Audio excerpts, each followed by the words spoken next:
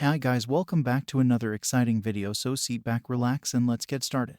This story starts on a night in Japan, more specifically in Musutafu. It's a slightly raining day and we can see a green-haired woman about 27 years. Her name is Inko Midoriya, holding her newborn Izuku Midoriya. But what is she doing here? Well, right now she's heading to an orphanage to leave her son to have better life. You see, Izuku isn't her only kid. On the day that Izuku was born, Inko had twins, a boy, Izuku, and a girl, Izumi. Usually, a mother would be happy about that. And she was, but there was a problem. Her husband, Hisashi Midoriya, who's working in America, doesn't send her enough money to take care of two babies, so she had to take a hard choice. She decided to keep Izumi and give her son Izuku in adoption. So here we are at the orphan new life. She tried her best to avoid crying, but she didn't have another choice. She must leave Izuku here so he can have a better life than the one she could give him. I'm so sorry, Izuku. I really am. But this is the best for you. I can't give both of you a good life, so I hope you can forgive me one day. Goodbye, my baby. With those final words, leaves the orphanage, and without looking back, she disappears on the distance. 4 years later, Oni-san, where are you? Said a little kid searching for someone. This kid has green hair and eyes, with 4 freckles on each cheek and a plain face. He is wearing a kid's black tuxedo suit. This is, indeed, Izuku Midoriya. Well, not anymore. His name is now Yamakumo Riverdale. Just a few months after being in the orphanage, he was adopted by a rich family. The Riverdale, they are cool and nice, so he loved his life right now. Hey there, Yami, searching for me, said a voice. That voice was his brother's, a 15-year-old boy with short red hair and red eyes, wearing a red shirt and black jeans and red shoes. His name is Zachary Riverdale, or just Zach. Yes, you said that you would help me with my books, said Yamakumo with a pout. Oh, come on, Yami. I know you are really smart and love your books, but come on, you need to play as a kid for a bit, said Zach to his little brother with a big grin on his face. I would play, but you only want to play heroes. I like to play something different, answered Yamakumo with a small frown. That was half the truth. Yamakumo enjoyed playing with his older brother, but he preferred to read and learn new things every day. He is really smart for a 4-year-old kid. He actually knows that he is adopted and is okay with that. He likes his parents, but most important, he loves his older brother. He would never admit that, and sees him as an inspiration. Well, I'm going to be a hero one day, so it's only logical that I only play heroes. The UA entrance exam is near, so I have to train, and the best way to train to be a hero is to play heroes, said Zach with an even bigger, if that's possible, smile on his face. I swear that sometimes you are more childish than me. Fine, I can play heroes with you, said Yamakumo with a slight smile. Speaking of heroes, has your quirk awakened? Asked Zach. No, not yet, but that's okay. I just turned 4 a few months ago and I don't want to be a hero anyway, answered Yamakumo with a neutral face. Come on, didn't you want it to play? The rest of the day passed normally. Yamakumo lived on a big mansion with his brother and parents, but something weird about his parents is that they're always in the phone talking about some business. He never asks about that. Is obviously about work, so he never asks. It's nighttime. As any normal night for Yamakumo, he is sleeping, but something is different, and he is about to find out. Hey Yami, wake up. Come on, wake up. After hearing that, he snaps his eyes open and sees his brother with a worried face. Good, you are awake. Come on, we have to go. While he tries to ask, Zach interrupts him before he can say anything. No time to explain, we have to go before they notice. Don't worry, everything will be okay. Just trust me. Fine, but you better explain everything to me later, said Yamakuno. Both brothers go to the exit of the mansion, but before they can leave, they hear someone. And where do you think you're going, young boys? Said a voice. They quickly turn around. It was their mother, Margaret Riverdale. She was quite angry. Shit, she found out. Zach was terrified at that moment. You know what time is it? Go back to bed. Now, Yamakumo was confused, but before he can do anything, a loud no. Kabi heard. It was his brother, and he was angry, terrified but angry. No, do you think I don't know? What do you want to do with us? I already called the heroes and police, so you can't do anything to stop us from leaving this damned place, screamed Zach. Zach, are you crazy? What's going on? Yamakumo, they are planning to sell us. When I woke up for a glass of water, I heard our parents talking to someone about selling us as lab rats for some kind of league or something. Zach. After hearing this, Yamakumo was shocked, and with fear he just asks, is that true? It looks like our plans were revealed, but that doesn't change anything. You're going to make us rich. And with that, Margaret was in front of them, but this time her hand had 5 razor-sharp claws in it. Margaret Riverdale. Quirk, razor claws. She can turn her nails into razor-sharp claws made of metal and can cut almost anything. Run, screamed Zach, and just before Margaret could hurt them, he stopped the attack with his arm turned into stone. His quirk was on. Zach Riverdale. Quirk, matter absorb, transform. He can absorb any type of solid matter he can touch. Then he can use that to transform his body into that type of matter, but right now he only can transform his arms and legs. Oni-san, Yamakumo, don't stay there. Run, screamed Zack, meanwhile trying to block Margaret attacks. Yamakumo starts running towards the exit, but before he can get there, the wall beside him breaks. Where do you think you're going, young man? It was his father, but he was looking strange. Joshua Riverdale, quirk, Minotaur. He can transform his upper body into a bull. He becomes stronger and faster but also less smart. Must be his quirk, damn it, Yamakumo. Yami, hang on, I'll save you, screamed Zack. He manages to hit Margaret on her face and stun her for a moment. Then he proceeds into the aid of his little brother. I'll do anything to protect him. He manages to block another charge from Joshua and Yamakumo starts running to the exit. But something happened before he can escape.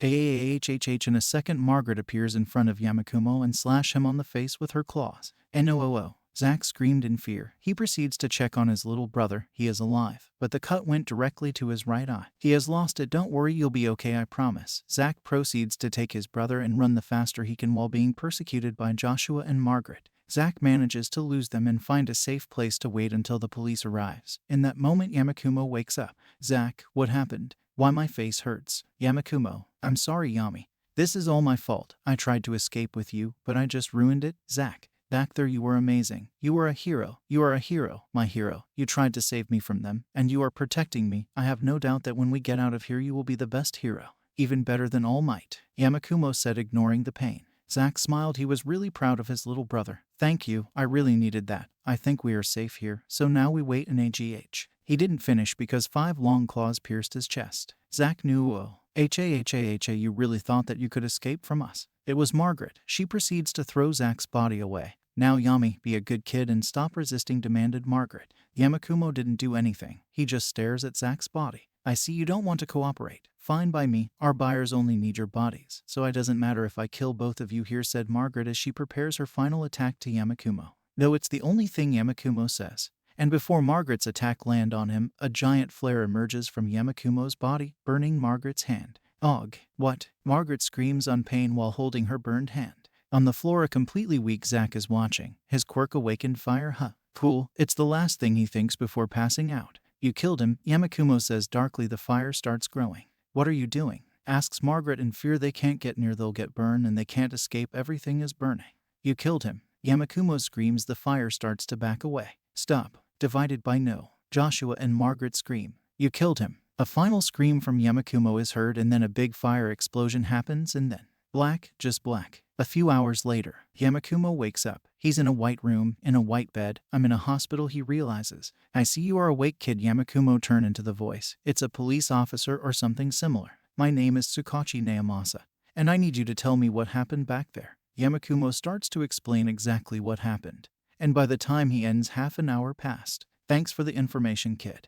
And sorry for the rude introduction. I needed the information to confirm everything. Do you have any questions? Tsukachi. Yes, just one. Where is my brother? Where is Zack? A few seconds of silence passed when finally, Tsukachi decided to tell him. I'm sorry, kid. He didn't make it. We barely made it to the hospital at time. But by the time the doctors tried to save him, it was too late for him. I'm really sorry. Those words fell like a bucket of cold water thrown at him. He didn't say anything for some seconds. Then he just cried for minutes. He put his hands on his eyes and weighed eyes. Why do I have both eyes? Didn't I lose one? Yamakumo. Tsukachi answers, well, you see. Flashback. Hospital emergency room. He won't make it, doctor. Nurse 1. There must be something we can do. Doctor, I'm sorry, but even the healing quirks aren't working. Nurse, I'm gonna die, aren't I? Zack with barely enough strength. Young man, please try not to. Tried to say the doctor. I'm gonna die, aren't I? Zack repeats. Yes, I'm sorry, doctor. Don't worry, you surely tried your best. Please do me a favor. My brother cough. He lost his right eye. Can you cough? Replace it with mine. That way he will recover his sight. Cough, and I can be with him forever and watch him. That were his last words. Zack was dead. Sure, that was the only answer, the doctor said. Flashback end. And that's what happened. At the end, he still cared about you. Even in his last seconds of life, Tsukachi said, I'll leave you, kid. I think you'll need some time alone.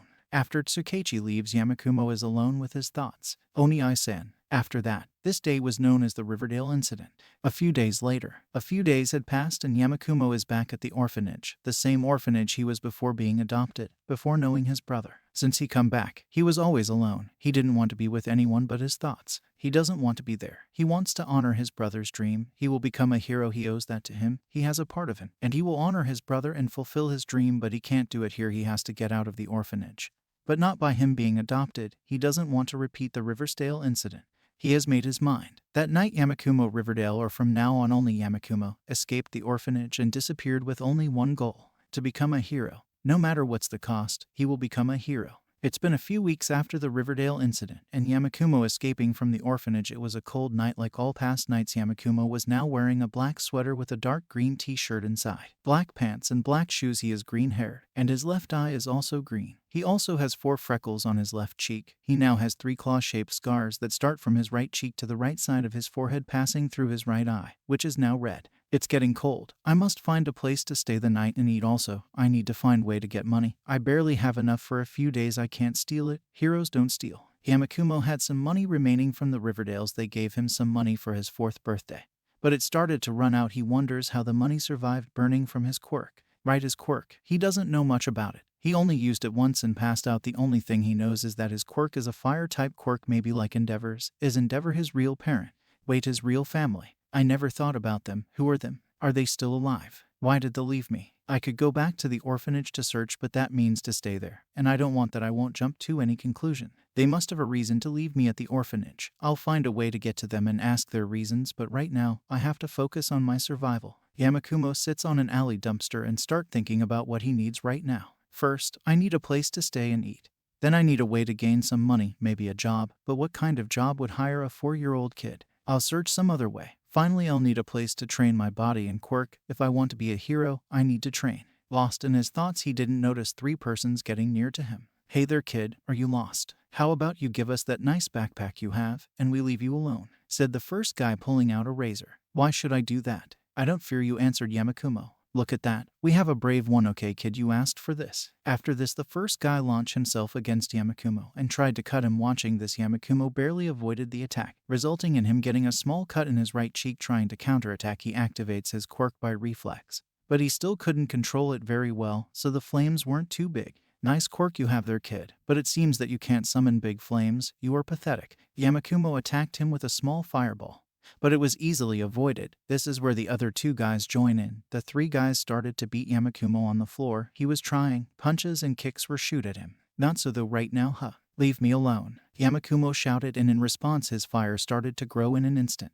Shit. The kid got mad. Grab his backpack and let's go. The last thing Yamakumo saw was the 3 goons running away with his stuff. Great, just great, was his last thoughts after passing out. How is our business going? It's fine, you can see it. No, I mean the other business. Oh, never been better. After hearing this, Yamakumo's eyes snap open. He looked at his surroundings. There were tables, chairs, and some food and drinks on the tables. Where am I? A restaurant maybe. I see you are awake. We found you at the alley of the bar. You were really beaten up. Yamakumo turned his sight to the voice, and at his side was a woman about 30 years or so, and at her back has a man around the same age. Who are you? What do you want from me? Easy there, kid. As I said, we found you at the alley beaten up, so we brought you here so you can rest and heal properly. Tell me, what's your name? Where are your parents? Are you hungry? Why should I tell you? I don't trust you. You can be a really bad person. Calm down, kid. We aren't bad. We just thought you needed help. Yamakumo frowned and turned up his hand on fire. Don't toy with me. I heard you talk about your other business. What are you gonna do with me? Sell me? Experiment on me? What? Silent is the only present after that. A few seconds later, the woman speaks again. So, you heard us. If it helps to win your trust, we will tell and show you everything, but you have to come with us. Yamakumo starts thinking and answers, fine. But if you do something suspicious, I won't hesitate on burning everything down. Then he proceeds to turn down his hand. Good first. The introductions. My name is Akane Atanagi. The man over the counter is my husband Kenji Atanagi. Now it's your turn. My name is Yamakumo, just Yamakumo. So, he is an orphan, Akane thought with sadness. Interesting name. Well, as you can see, our business is this bar. This bar is our legal business, the one we have registered now. As for our other business, come with me, darling, take care of the bar, she said, and led him into a room. It looked like a storage room, but then Akane moved something hidden, a lever, then the wall opened. It was a fake wall, and after passing through a long hallway, he saw it. Welcome to the combat zone. It was a type of ring inside a metal cage. There were people fighting and many people watching and betting. This is our other business, a place where people can bet on the fights and have a good time. We have a lot of fighters. All our fights are illegal since practically everything is allowed here. The only rules are no killing and no quirks. Other than that, you can do and use anything to win. Yamakumo remained silent, and before he could ask, and before you ask, no, we won't force you into participate. Every fighter is here by their own wills and are free to leave whenever they want. I see. Sorry for not trusting you. It's okay, kid, I understand, but I have a question. Are you an orphan? I mean, you don't have a last name, so I assumed you are one. Yes, I am, but I won't go back to the orphanage, don't get me wrong. The orphanage isn't bad, but that doesn't mean I'll go back there. I guess you have your reasons. If you like, you can stay and live with us. We live upstairs of the bar, but it's nice. Why do you do this? You remember me of my son. He was your age when he died, a health problem. We didn't had time to say goodbye. I'm sorry. I also lost someone important to me, Yamakumo said, touching his right eye. But I'd like to live here if you are okay with that. Yes, it's fine by me. Are you hungry? Do you want something to eat? Yamakumo's stomach starts to make sounds and he blushes a little. Do you have katsudon? A big smile appears on Akane's face. Sure. A few weeks later. It's been some weeks after he met and started living with the Atanagi. On this time he has done a lot of things. He had started to be homeschooled by his guardian. Sometimes he is in his room, other times in the bar, and other times watching combats at the combat zone. Right now, he was studying in his room, but his thoughts were somewhere else. I have a permanent place to stay and eat. And now I don't have to worry about the money, at least not for now. The only thing left is to find a place to train my body and quirk. I can't pass out every time I try to use my quirk, but where I can train. Maybe I can ask someone on the combat zone. Wait, the combat zone, that's perfect. I can ask to be trained to become a fighter. After that he runs to Akane. He finds her at the bar. Hey Akane-sen, can I ask you something? Sure, what is it, kid? I want to train for the combat zone. What? No, you are way too young to fight there. I'm not saying to fight right now. I want to start training to fight at a proper age. Well, if you put it like that, are you sure? Yes, Akane sighs. Okay, if that's what you want, come on, we have to find some trainers for you. Time skip 6 years later. It's been 6 years since that day, and now Yamakumo is 10 years old. Right now he has grown a lot, and despite his age he looks like a 13-year-old teen. His appearance remained practically the same except for some mature changes on his face, and an extra small scar in his right cheek, courtesy of the razor cut he suffered from the goons who attacked him 6 years ago. Right now, he ended his training. He is wearing a black jeans and black commando boots, a dark green short-sleeve shirt and a black jacket. He also has some gold bracelets and a diamond necklace courtesy from Akane for his 10th birthday. He also adopted Akane's and Kanji's last name, Atanagi. His complexion is thin but muscular. He is reserved and quiet and only speaks about himself and his past with people he trusts. Right now, he only trusts Akane and Kenji. His training gave really good results. He was strong for a 10-year-old kid, agile and fast. But the results aren't only physical, he improved his quirk too. He no longer passes out by using it, and he has a high control over it. He also discovered that his quirk is more than just fire. It results that his quirk is actually a dual quirk, is a mix of pyrokinesis and telekinesis. He called it pyrotelekinesis. Yamakumo Atanagi. Quirk, pyrotelekinesis. The first part makes him able to create and control fire. He also can control any type of natural fire. He can't control fire that is created by other quirk. He also is immune to any type of fire. His second part makes him able to move any object with his mind. The bad thing is that the heavier the object, the hardest is to move it, and if he uses it for too long or to heavy objects, he gets a headache, and his nose starts to bleed. Are you ready for your debut combat? Yamakumo turns around just to see Akane. Yes, I've been training for 6 years only for this. Well, then I'll be in the commentator's table. A few moments passed and the combat is ready to begin. Ladies and gentlemen, be ready for a new combat. You can hear the people cheering. In one side we have Jin Watanabe the Boulder, and from the other, making his debut, Yamakumo Atanagi the Headhunter. Start the fight. After the signal, the Boulder charges directly to Yamakumo and tries to hit him with a right punch, but Yamakumo manages to avoid it. The Boulder continues the attack by throwing some right and left punches, but Yamakumo manages to avoid all of them. You are fast, but dodging won't defeat me. And you can't dodge forever, said the Boulder, followed by more strikes but being dodged by Yamakumo. I can't dodge forever, he's right. But luckily I have a plan. Yamakumo remains still waiting for the next strike. When the Boulder throws its next blow, Yamakumo takes advantage and passes under his legs and kicks him in the back of his knee, making the Boulder lose some balance and leaving his head exposed. With that and some pair of chair shots at the head, the Boulder falls unconscious. And the winner on his debut, the Headhunter. After the announcement, the public starts cheering for Yamakumo, and he just stays there with his hands up, signaling his victory. A few hours later, that was nice, said Yamakumo. You did great, kid. I'm proud, said Akane with a smile on her face. Thanks. Well, if you excuse me, I'm going to bed. That fight took the best from me. Good night. Yamakumo heads to his room and lays on his bed. That was really cool, but I haven't forgotten why I really trained for. I will fulfill our dream, brother. I will become a hero and you will be proud. With those last thoughts, he fell to sleep. It's been a year since Yamakumo's debut in the combat zone. He has won some reputation inside the place. The name Headhunter was quite famous between fighters and public. He has a total record of 15 minutes 5 win-loses in the zone. With that, he has gained attention from someone that would be important in his future. Yamakumo was having a nice day.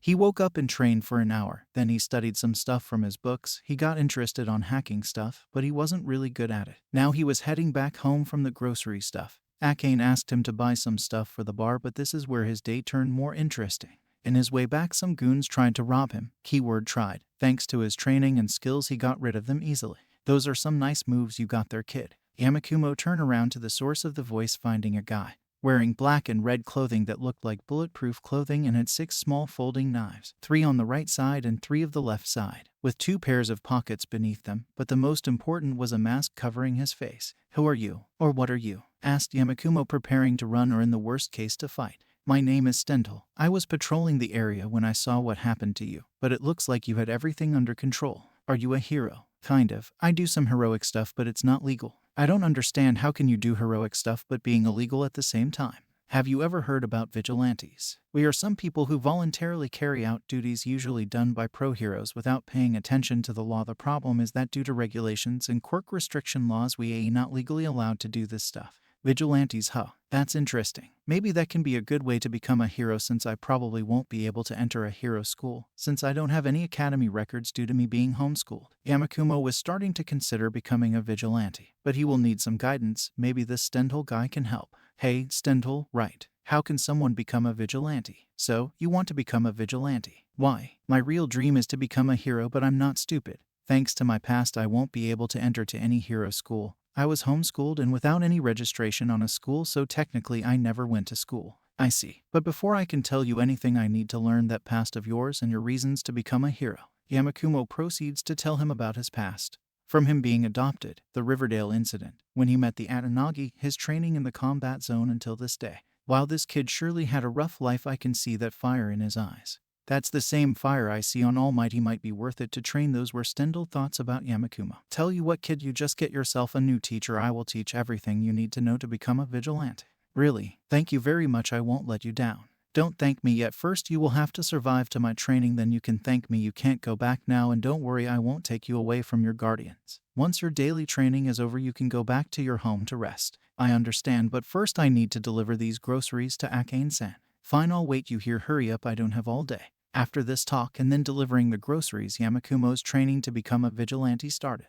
1 year later. A year has passed since his encounter with Stendhal. A year since he started his training, or as he likes to call it, hell. His training consisted in facing Stendhal one-on-one until his body got exhausted, and even that sometimes Stendhal made him overexert his body. He trained his stealth, agility, and reflexes at the point that he can perceive everything slow, but only if he concentrates enough. He also told him about another vigilantes he knew, like Knuckleduster, Pop Step, and some guy called the Brawler or something like that. He also trained his quirk. He now can move some heavier objects, and the fire aspect of his quirk is now mastered. And lastly, but not less important, he learned how to use a katana. Stendhal gave him an old one of his. It was a little damaged and old, but it still worked. At the beginning he was a little bit reticent, but with the time he accepted it, and now he had an advanced skill with his katana and became his primary combat style. He still remembers when Stendhal gave him the katana. Flashback. "What? A katana? But I don't want to kill anybody." "I'm not giving you this to kill. I want you to learn how to use it so you can have more than one trick. You can use that to injure non-lethally your opponent, making some cuts over here and over there, disabling arms and legs. I don't know, you have to be creative. Remember this, kid, a sword not only serves to kill, it also serves to defend."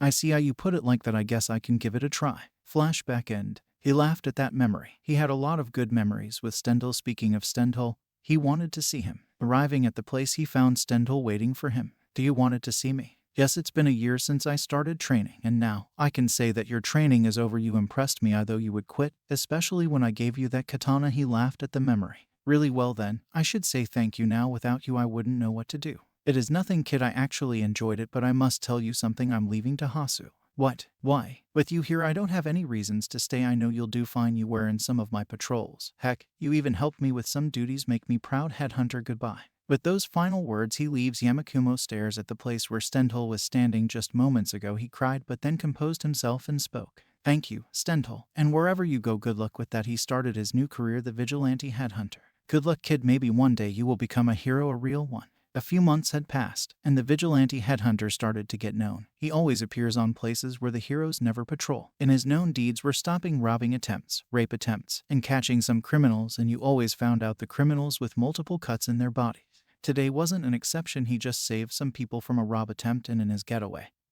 He run in with other two vigilantes and he recognized them. One is a girl with pink hair tied in pigtails. She wears a black mask and is dressed in a devilish-themed one-piece black leotard with a heart-shaped opening in the center of the chest and a smaller one in the back, where it is located just below two bat wings. In addition to it, she also wears a reddish-pink bow tie, a pair of silver pearl earrings, black elbow-length gloves, a black super miniskirt with 3 hearts on the belt, and black knee-high boots. The guy had short brown hair and is wearing an All Might hoodie and a motorcycle protective gear along with gloves and boots. He uses a black mask to cover his mouth and a pair of tinted shades to hide his eyes. "Nice job, dude, you did an awesome job," said the girl. "Yes, you did," said the guy. "Wait a minute, I know who you are. You are Pop Step and the Brawler." A few seconds of silence paced before the girl, now identified as Pop Step, started laughing. "Ha ha ha, my name is the Crawler. Why, everyone says it wrong all the time. Sorry, but what are you doing here? Don't you used to work in Naruhodo?" Pop Step stopped laughing and answered, "Yes, but thanks to someone's new work we moved here. I still do some vigilante work and he, even though he retired from being a vigilante, still does some work with me sporadically. Hey, what about we work together tonight?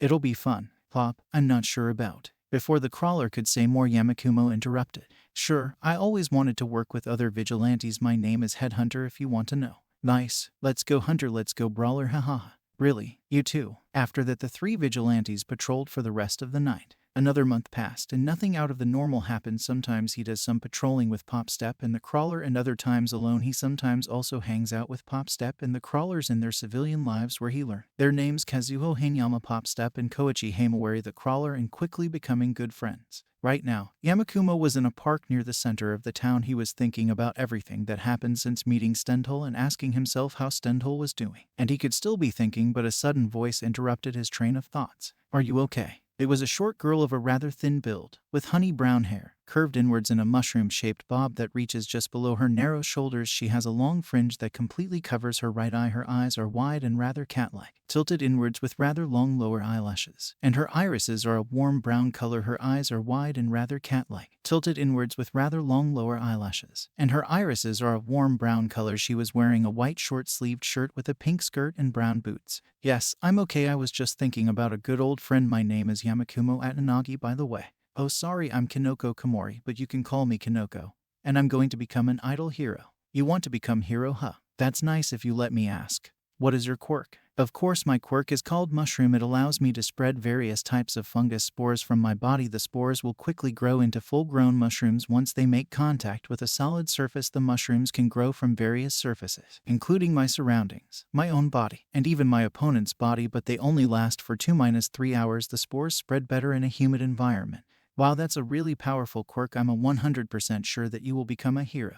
"Thank you, and what about you? What's your quirk, Yamakumo-kun?" "Straight to first name basis, huh? My quirk is pyrotelekinesis. It's divided in 2 parts. The first part lets me create and manipulate any kind of fire, included natural ones. But I can't control any fire that's created by other quirk, but it makes me immune to any kind of fire, though. The second part lets me move any object with my mind, but the heavier the harder is to move." "Wow, that incredible. Are you becoming a hero too?" "I want to. But I can't. You see, I am homeschooled, but I wasn't affiliated with any school, so I don't have any academy record, and I can't enter to any hero school since they require to have an academy record. I guess I'll work in my parents' business." "I'm sorry. I hope you succeed on anything you do." "Thanks. This might be a little bit surprising, but since we are already talking, do you want to hang out?" After this talk, they spend all the morning in the park. They also went to a near coffee shop to have something to drink. By the time night arrived, Yamakumo walked Kinoko to her house and then went to his. He dressed up and was ready for another vigilante patrol, and he was doing it with Pop Step. "Today was an awesome day. I have a new friend, and the first one of my age too. I hope I can know her more. I guess it's good to make some friends after all." "Hey, Hunter, what's taking too long? Hurry up." It was Pop Step. Well, duty calls. After that, he jumped out of his window and went patrolling with Pop Step, but little did he know, new encounters were destined for him in a near future. Another year passed. Yamakumo is 13 years old right now, and some stuff had changed in Yamakumo's life. First, his vigilante alter ego has won more popularity between the community. The name Headhunter is now well known thanks to all the duties he has done. A lot of people had talked about a mysterious vigilante named Headhunter saving people and doing good deeds. Even though his popularity has incremented, his identity is still a mystery. Nobody besides other vigilantes know his identity. He always makes sure his face is covered with his face mask and makes sure no one follows him. In the bad side, Pop Step and the Crawler hadn't been really active ultimately, and they hadn't hanged out in their civilian lives either. They say that they are in some kind of investigation about something, and if they need his help, they'll contact him the sooner they can. On the good side, his relationship with Kanoko had increased. He considers her a really close friend and is mutual. Their trust had got to the point that he told her about his past, him being adopted, the Riverdale incident, and his current civilian life with the Atanagi. The only thing he didn't tell her is about his vigilante life, principally because he doesn't know how she will react about it, but he thinks about telling her someday in the future. His relationship with the Atanagi still practically the same. He considers them the closest to a family and they consider him something close to a son. The only thing is that the combat zona had won more popularity, and they are busier than before. Right now, he was patrolling in a neighborhood where heroes usually don't patrol. He was jumping through some buildings when he heard a female scream near some alley. He quickly runs to the place only to find a darkened figure holding a woman hostage. He was going to act, but the anonymous figures start talking. Good, I was expecting you to come, headhunter. I have something to talk with you. I'm here to save that woman from you, not to talk. I know, but are you sure you will be able to save her before I can do something to her? Said the figure, and then summoning a small blue flame near the woman's face. The flame wasn't strong enough to reveal the villain identity. Shit, this isn't good. I can't control his fire, and I won't be able to save her without her suffering an injury. But don't worry, I don't have any intentions to harm this woman. At least not this time. I have a proposition to you. I'll leave this person go unharmed, but you'll listen to all I have to say. What do you think? I guess I don't have other options, and if I have, I don't see any. Fine, but don't try anything funny. After this answer, the villain let the girl go, and then the girl started running away from the place. There you go, now you'll listen to me, right? Yes, now hurry up. I see you are a man of word. The figure started to laugh and revealed himself. The villain was a fairly tall, pale young man of a slim, somewhat lanky build. Described to be in his early 20s, he has black hair that spikes upward around his head, hanging low over his eyes, which are thin, turquoise in color, and heavily lidded. His most striking features are undoubtedly the patches of gnarled, wrinkled, purple skin that cover much of his lower face and neck, all the way down past his collarbone, below his eyes, around his torso, and on his arms and legs. He has several silver cartilage piercings in both ears, and a triple nostril piercing on the right side of his nose. He also seems to be lacking earlobes on both sides of his ears. Upon closer inspection, he wears a dark blue jacket with a high, ripped collar, and matching pants, cut off above his ankles, a pair of dark dress shoes on his feet. He also has a plain pale gray, scoop neck shirt, below which a gray belt with a circular pattern wraps around his waist, a leather satchel attached at the back. Let's talk, headhunter. What in the world happened to him? Maybe his body can't resist his quirk, but anyways, this is horrible. I see you know me. My name is Dabi, and I need you to do some work for me. Why do you think I'll help you? I think you don't have any choice, Yamakumo Atanagi. After hearing those words, Yamakumo was shocked. How did he know his identity? Nobody knows that, not even his adoptive parents or Kanoko. What? How? How did he? How do I know? I've been watching you since the combat zone. You have the same name that you used there. It only took me some time investigating to find out who you are. I have to say that it's a smart tactic. It's so obvious that nobody would think about it. So, you know my identity, and what are you gonna do? Go to the police. You are a villain. Maybe I can pay a visit to that girl you talk too much with. Don't you ever try go near her. Fine. What do you need? That's more like it, you see. There's some guy who has some information that I need. Your job is to take this USB and make a copy of all his files, then proceed to erase any local copy and then give the information to me. Easy. Right.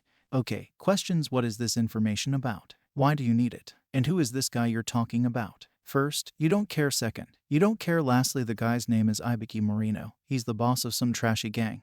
The information is in his laptop. The folder name is Next Project. You can find it in his home. I need to warn you about his guard. He has some mercenary hired to protect this information. You have a week to accomplish this. I'll meet you here. You don't want to fail this now. If you excuse me, I'll be leaving. After this, in a second, Dabi disappeared, leaving Yamakumo with one question.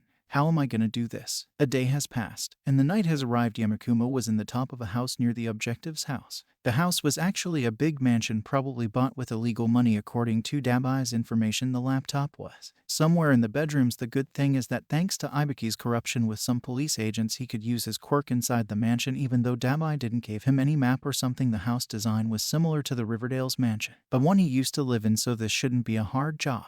He quickly sneaks in through a window that was conveniently open. He landed discreetly on the floor and used his stealth to his advantage and moved without any guard, mercenary noticing. He quickly found the laptop with all the information and started the download. 20 minutes for the archives to be ready. The job was resulting easy, but he heard a sound outside the bedroom. Scared because someone might find him, he put the laptop still downloading on his backpack and proceeded to look outside the door. What a terrible mistake. As soon as he goes out the room, he is surprised by a big hammer hitting him in the side of his body. He is thrown away by the hit and smashes in the wall, then lights turn on and some voice is heard. "So you are this intruder." It was Ibuki, and at his side was a big dude with a giant war hammer in his hands. The guy in question was big and muscular and had some type of samurai armor on. "Titan, kill him, then recover the laptop. Do whatever you want with him." The giant, now identified as Titan, charged towards him. Meanwhile, Ibuki just leaves. Yamakumo tried to avoid the charge, but Titan was really fast for someone his size. He tackled him through the wood wall, and both ended in a training room. "I see now why Dabi wanted me to do this job." Ibuki already knew that someone is trying to get this information. "Maybe I'm not the first one." Dabi used. He then proceeds to feel his backpack. "The computer's still good. Good thing my backpack has some extra protection." Yamakumo then proceeded to launch some fire at Titan, but the giant didn't even flinch. Titan unleashed a battle cry and with an amazing speed swinged Yamakumo with the warhammer. "My attacks don't seem to work. It might be his quirk." "Haha, do you like it? Titan is my best guard. Thanks to his quirk, he is unstoppable." It was Ibuki's voice. It was heard through a megaphone. "Titan, quirk, placebo. His quirk allows him not to feel any kind of damage. It should be noted that despite its quirk, any damage can be done. He only does not feel any type of effect. This isn't good. I just need to resist enough time for the download to be ready." Titan charged again, another hammer attack.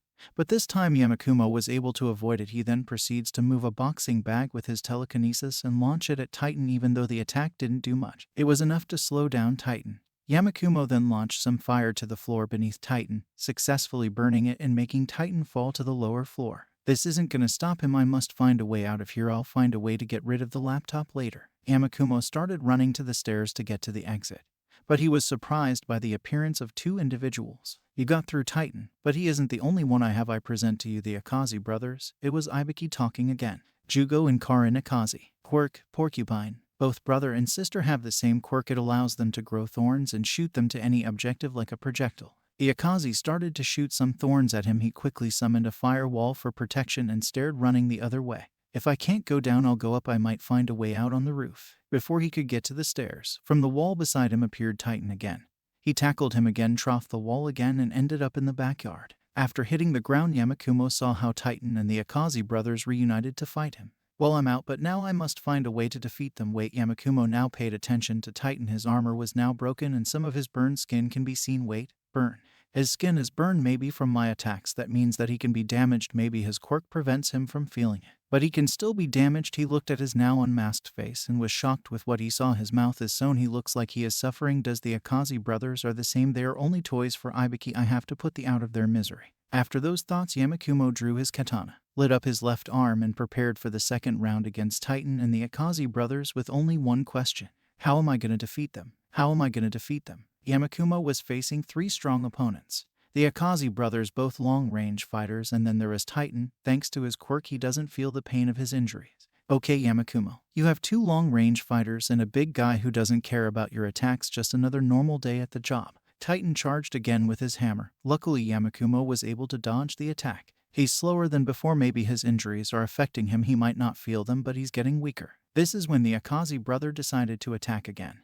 They started to shoot some thorns at Yamakumo, but thanks to his reflexes and sword ability, he was able to deflect the attacks with his sword. But meanwhile he was doing this, Titan managed to hit him again with his hammer, and Yamakumo was thrown a few meters, crashing to the ground.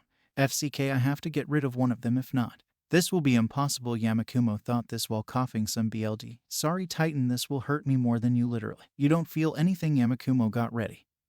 He waited for Titan to attack again, and with a quick movement of his katana they both finished behind each other's backs. You know, the typical standoff. Titan quickly turned around, tried to charge again, but at the moment of taking the first step he fell to the ground with multiple cuts on his arms and legs courtesy of Yamakumo. "Sorry, but this was the only way to put you out of the fight. You might not feel anything, but your body still suffers the side effects of your injuries. With this you won't be able to move for some time. This leaves me now with ARG." Before he could end his thoughts, Abyss Thorn pierced him through his right abdomen. He forgot about the Akazi brothers. They started to shoot more thorns, bigger thorns. Luckily there were less thorns per shot, and he managed to deflect some and dodge the rest, but it was getting harder thanks to his injury. "I can't get near them. I have to lure them to me." Yamakumo started counterattacking with his fire, shooting some fireballs at them. They managed to dodge them all, and making some firewalls to protect him from some thorns, deflected others, and dodged the rest. This lasted for a couple of minutes until Yamakumo fell into his knees. At this, Jugo Akazi got risky and charged toward his back with a razor in hand.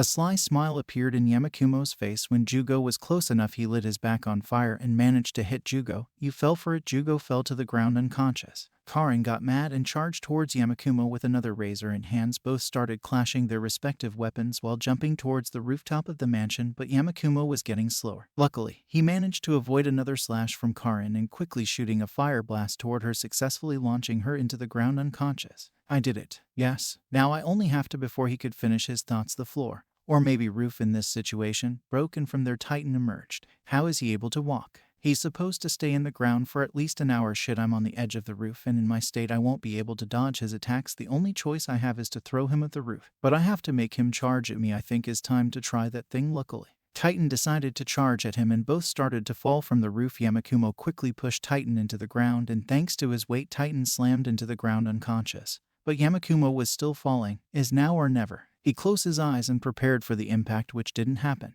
He opened his eyes only to see himself flying just a few centimeters to the floor. Yes, it worked. I can make myself fly with my telekinesis.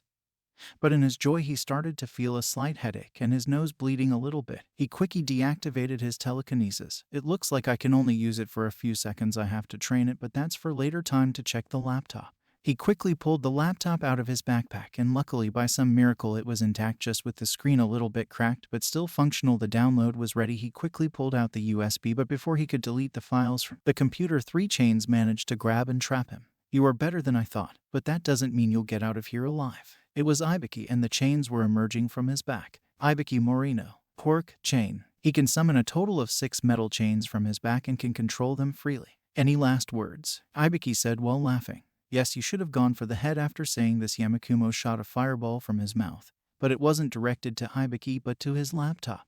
No, Ibuki cried out loud, changing his view towards his now destroyed laptop. Yamakumo used this to burn and break the chains and quickly shot a big fire blast towards Ibuki, managing to take him out. Easier than the rest. Now I have to get out of here. The police might be on their way here and the house is burning. Yamakumo quickly found his way out, and by the time the fire and police department arrived, he was long gone.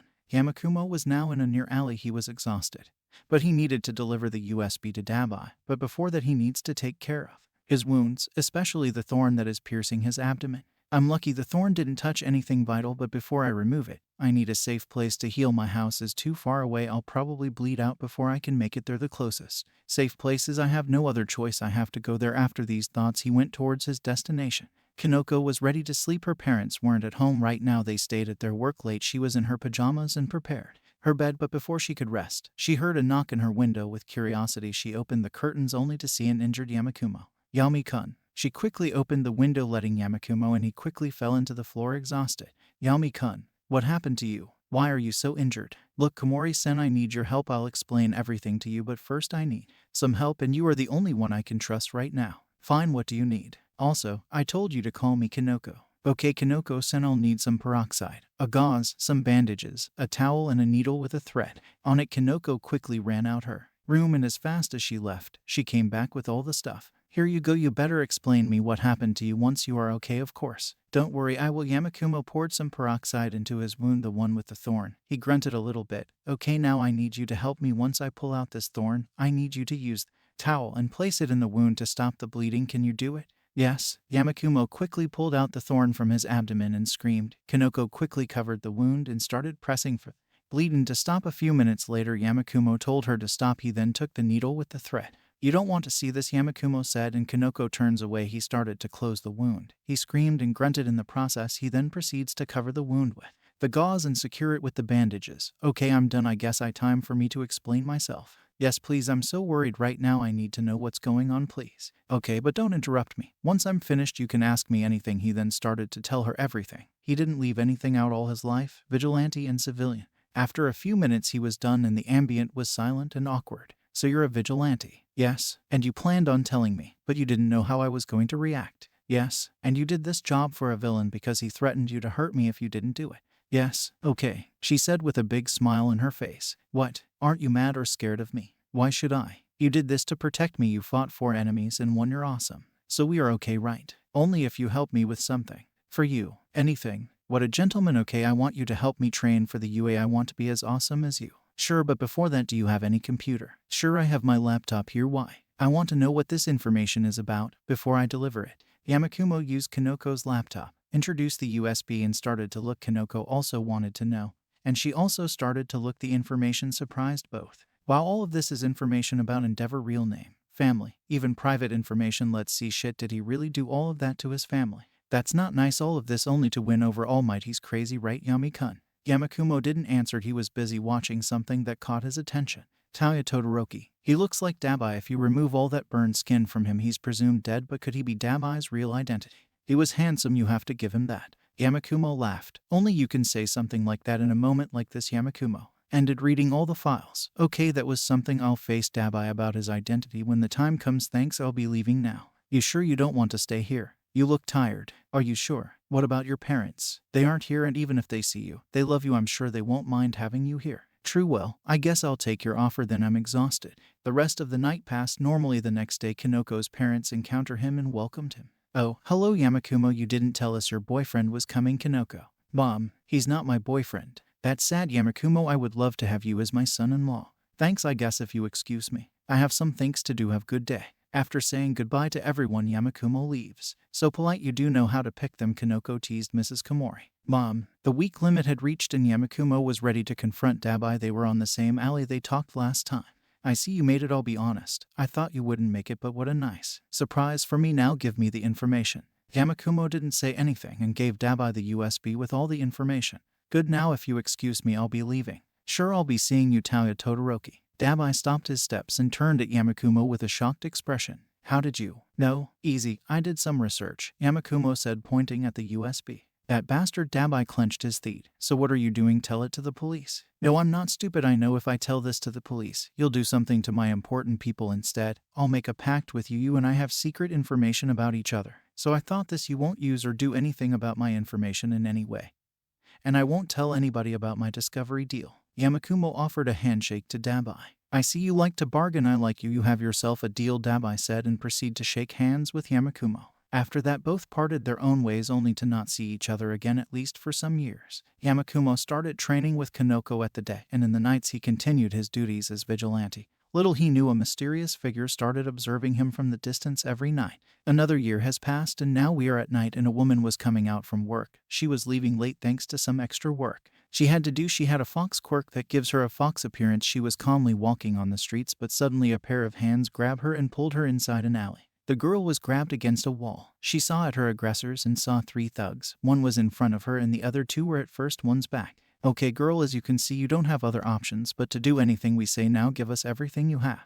Wait boss, look at her. Her face might be weird, but look at that body. What about we have some fun with her before taking her stuff? Yeah, you're right. Let's have some fun first. The thugs were about to do something to the girl, but before that a voice was heard. It's not very nice to treat a lady like that. What? Where are you? Show yourself, you cow. RGH. In less than a second, one of the thugs disappeared in the shadows. What's going on? Arg. Another one disappeared. And in a blink of an eye, the third one disappeared as well. The girl was alone in the alley for a few seconds until a figure appeared from the shadows. Who are you? I'm Headhunter, and don't worry, you can leave. Thank you. After this, the girl left to her home. Watching the girl leave, Yamakumo was proud of what he did. Good, I managed to improve this ability. Truth to be told, Yamakumo learned how to hide his presence from the enemy. The thing is that it wasn't perfect. He only can do it if there's shadows or any kind of darkness in the surroundings. And if he is wearing dark clothes, he still remembers time when he learned to do this and who he met because of that. Flashback. 3 months ago. Yamakumo was patrolling the streets in the night when he heard a scream in a nearby alley. He quickly went to check. By the time he arrived, the only thing he saw was a blonde girl kneeling before 2 dead bodies.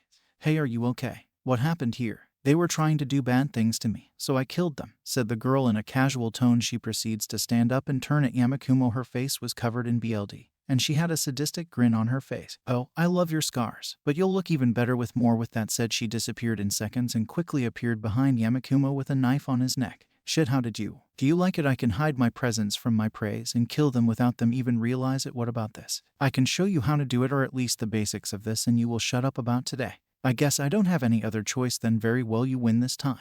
Good, I was worried you'll do something, so I had to kill you. It would have been a shame to kill someone as handsome as you with those sassy scars. I'm Himiko Toga, by the way. Yamakumo, and that's all you will know about me. Nice, let's begin. After some hours, Yamakumo learned the basics on how to hide his presence. After the lesson, Toga left without leaving any track. Flashback end. Yamakumo got chills after remembering that. Well, at least I got a good thing after all. Yamakumo head towards home to rest. He had a training session with Kanoko tomorrow morning, and he needed to be at his best or at least be well rested.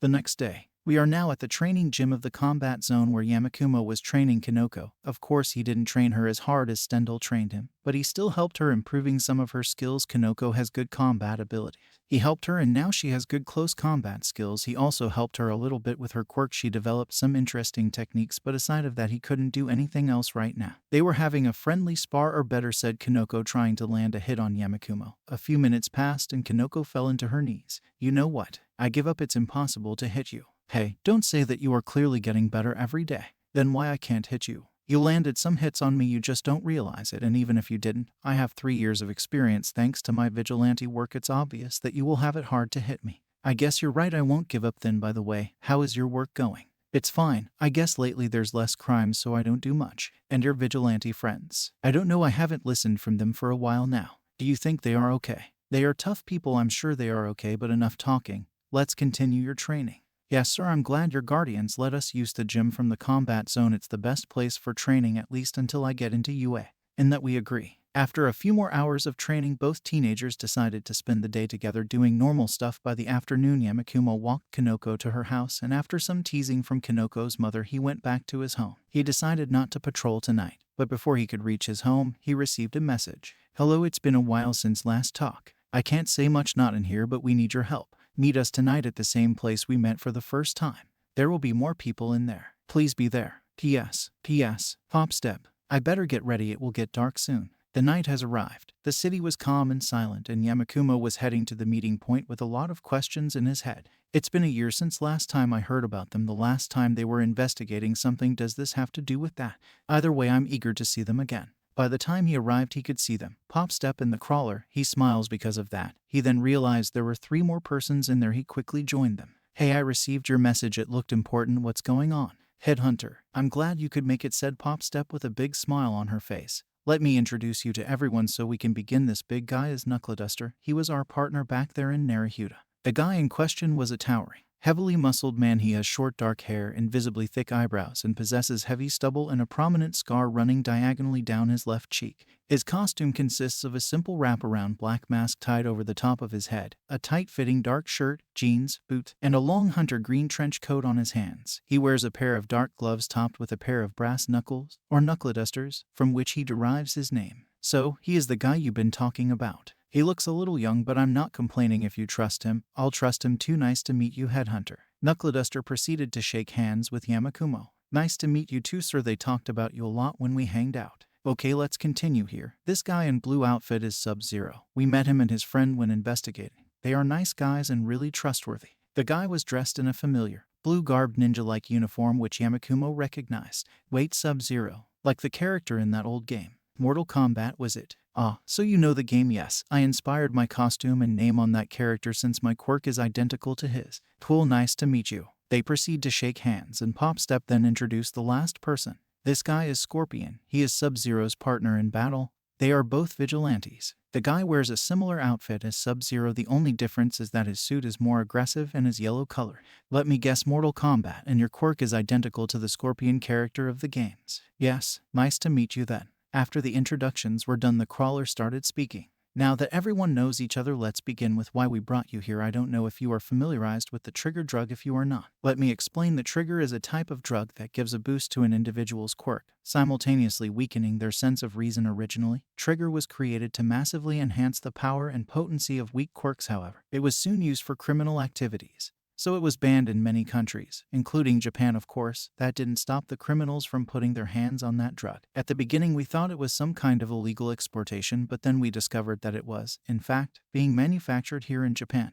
So, we are going to stop these criminals? That's why you need all of us? Asked Scorpion. Our plan was that Pop Step, Knuckleduster and I were going to stop them, but then we discovered who were the manufacturers. It was the QHC, or Quirk Helping and Counseling. Wait, aren't those the people who help other with their quirk problems? Asked Sub-Zero. Yes, in the outside they pretend to be good people, but they use the money that the government gives to them to produce and illegally sell the trigger. The last year Pop Step and I were investigating them, and we found all of this. Then why don't you send this to the government? They sure will do something about this, asked Sub-Zero. Actually, we already did that. The proof was solid enough and they believed us. The problem is that they couldn't send a team of heroes to solve the case, you see. If the heroes fail the mission, it will create a social problem and a lot of noise, so they asked us to form a team and help them with that. Yeah, sure, let's help them with this, and as a reward we all get arrested for vigilantism, said Scorpion sarcastically. Don't worry, in exchange of this favor, we will have permission to use our quirks to do this job and we won't be arrested. So, the government doesn't want to get their hands dirty and make us do this for them if we fail. They will just put all the blame on us, and if we succeed, I'm 100% sure they won't mention us and will say that some heroes did this so that way no one becomes a vigilante, smart, said Yamakumo. Yeah, I know that it doesn't sound nice, but this is our only chance to be heroes, at least for one night. I know that Pop Step, Knuckleduster and I are in. The question is, are you in? Yes, I'm in, answered Yamakumo. Hell yeah, let's do this, answered Scorpion. So, what do we do first? Answered Sub-Zero. Thank you, but we are not ready just yet. We have a plan, but we need more people, 12 in total, 2 of which we need specific people. But don't worry, Pop Step and I will recruit them. But we still need 4 more. I need you to recruit people, explain this to them and ask them for help. Scorpion and I can bring 3 people. They are some friends of us. You can trust them, said Sub-Zero.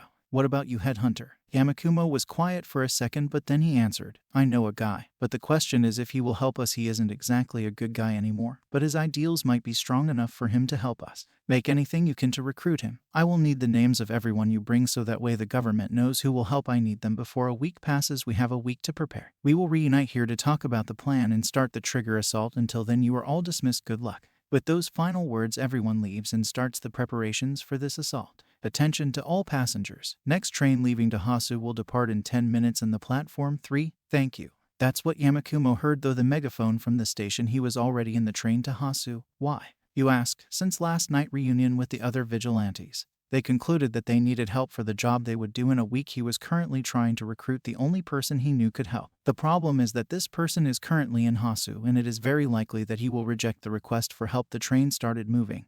He proceeded to check his phone for the hour. Good, by the time the train arrives to Hasu it will be nighttime, the perfect time to find him. He then proceeds to put on his headphones and listen to music while playing it. His phone. Meanwhile, he arrives to Hasu. He then remembered the reaction of Kanoko when he told her about this job.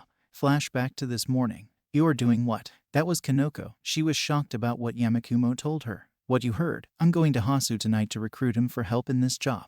Yeah, but why are you doing this? It's very dangerous. I know, but it's the right thing to do. Besides, I'm not alone. There's gonna be more people in there. I know, and I know you are strong, but that doesn't mean that I can't be worried about you. Don't be. We have the government's permission for quirk usage, and if we succeed there will be no consequences. If you succeed, but what about you don't? You will be arrested. I'm a minor. I won't be sent to jail. Besides, you worry too much. I'll be fine, you'll see. Fine, I'll trust you, but with one condition. Shoot. When you succeed you will take me somewhere nice as an apology for worrying me. I promise I will. Now if you excuse me, I have to prepare for my travel to Hasu. Okay, see you later then. Please come back safe, she said the last part quietly and holding her chest tightly. Yamakumo just turns to her and gives her a warm smile which makes her blush and leaves. He then arrives at home and prepares to go to Hasu. A few hours later he is ready and heads to the train station, but before he has to tell Akane that he needs to go to Hasu. Hey Akane-san, I'm heading to Hasu. See you in a few days. Don't worry, I still have some money. Okay, sure, don't forget your sweater. He then heads to the train station. Flashback end. After remembering that he concentrates on his game without knowing that 2 pair of eyes were watching him. Trigger assault team members. Recruited. 1 Koichi Hamawari Aka the Crawler. Quirk, Slide and Glide. 2 Kazuho Hanyama Aka Pop Step. Quirk, Leap. 3 Iwawa Guru Aka Knuckleduster. Quirk, Quirkless. 4 Yamakumo Adanagi Aka Headhunter. Quirk, Pyrotelekinesis. 5 Hanzo Hasashi Aka Scorpion. Quirk, Infernal Pyrokinesis. 6 Qi Lang Aka Sub-Zero. Quirk, Cryokinesis. To be recruited. Dossiers. 7 Name. Gender, female. She is an expert hacker. She will be needed to manage team communications, in addition to helping with security cameras and giving an outline of the plans for others. Quirk, Recruiter, the Crawler, Pop Step and Knuckleduster. 8 Name. Gender, male. He basically comes with the past member, but his abilities and quirk can't be underrated. Quirk, Recruiter, the Crawler, Pop Step and Knuckleduster. 9 Name. Mai Shiranui Aka Katana. Gender, female. From what Scorpion and Sub-Zero said, she is an expert in martial arts and sharp weapons. Her quirk also helps her with her ability. Quirk, Sharpening Tool. She can add sharpness to any non-living object within a limited size. She can also control those objects mentally. She usually uses it in her fans since those are her primary weapon. Recruiter, Sub-Zero and Scorpion. 10. Name, Takeo Akajiras. Gender, male. From what Scorpion and Sub-Zero said, he is strong, but he lacks from combat abilities. But he makes it up for it thanks to his powerful quirk. Quirk, sand control. He can control any type of sand. He can also turn his body into sand and control it. Recruiter, Sub-Zero and Scorpion. 11. Name, Sayumi Akadi, Vora. Gender, genderless due to her quirk. She identifies herself as a female. From what Scorpion and Sub-Zero said, and despite her appearance, she is a really caring person. Her quirk is weird but strong. Quirk, Wasp Hive. Her body is essentially a wasp hive. She can control telepathically all the wasps that live inside her. Her quirk also makes her genderless since she is a hive, but she identifies herself as a female. She also can fly since she has wasp wing in her back. Recruiter, Sub-Zero and Scorpion. 12. Name, gender, male. Headhunter didn't tell us much about him besides that he is the only person he knows that could help. Quirk, Recruiter, Headhunter. We are now located in Musutafu again. To be more precise, we are in a store where an interesting scene was happening. Two persons were robbing a store. The first one was a man with a refined appearance. He has a slicked back hairdo with a curl at the front and sports a handlebar mustache along with a well-kept, medium-sized beard. His clothes are also quite extravagant, featuring a dark purple jacket with enlarged collars and coattails, a pair of loose, pinstriped pants, and 2 belts. He also wears a pair of cuffs and a woolly scarf. He also has a cane which he uses to walk. The other is a very short young woman with quite a large, round head. Compared to her narrow body, she has raspberry pink hair, which she wears up in 2 high pigtails, wide and thick at the top and thin at the bottom. The ends curved upwards to the sides at her waist, their edges trimmed straight. She has a single bang in the middle of her forehead, swept pointedly to her right, and very large, pointed down eyes with dark rings on the underside of each, 2 longer eyelashes to each far side, which take up most of her face. Her irises are oval-shaped, pink in color, and each has 2 circles between their small pupils and their rims, giving them a rather hypnotic look. Her outfit is quite elaborate, consisting of a big white bow at her neck, matching the thick gloves she wears, an indigo shirt with large buttons and long, upturned frilly sleeve cuffs, and a pair of white, pinstriped pants which are very poofy, making her legs seem bigger than they are. She sports several heart motifs, such as heart earrings, heart-shaped buckles on the 2 thin, golden belts around her waist, and a wide heart design over the tops of her legs. She also wears dark tights underneath her pants, over which she wears a pair of shiny high-heeled boots. Hands up everyone, this is an assault. Please put all the money in the bag. Also put all the tea in the bag too. Hey, La Brava, are you recording this? Yes, gentle, you'll look so handsome.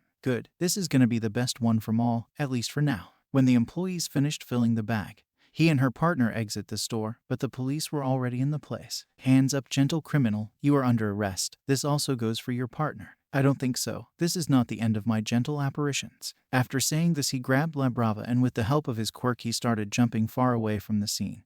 The police were unable to keep up with him. Gentle criminal. Quirk, elasticity. Quirk allows him to bestow the property of elasticity to anything he touches, making it stretchable, bendable, and bouncy. This quirk can affect anything, from the ground to the air itself. Denjuro cannot cancel the effects himself. Instead, the effect wears off on its own after time has passed. By making the air elastic, it becomes a circular invisible membrane that floats in midair, which he can use as trampolines to get around quickly, as shields to deflect his opponent's range attacks or move them around the environment to his advantage. After escaping from the police, they landed on a nearby alley. La Brava, end the recording, prepare the video and publish it. Yes, gentle. They were about to leave but 3 persons stopped them. I see you haven't changed, gentle, said the big one. Clock, or should I call you Knuckleduster now? Ha ha ha, I see your humor hasn't changed either. It is nice to see you, old friend, but I have to ask, who are those that are with you? And more important, what do you want? If you promise to listen until the end, I will tell you everything. Okay, go on then.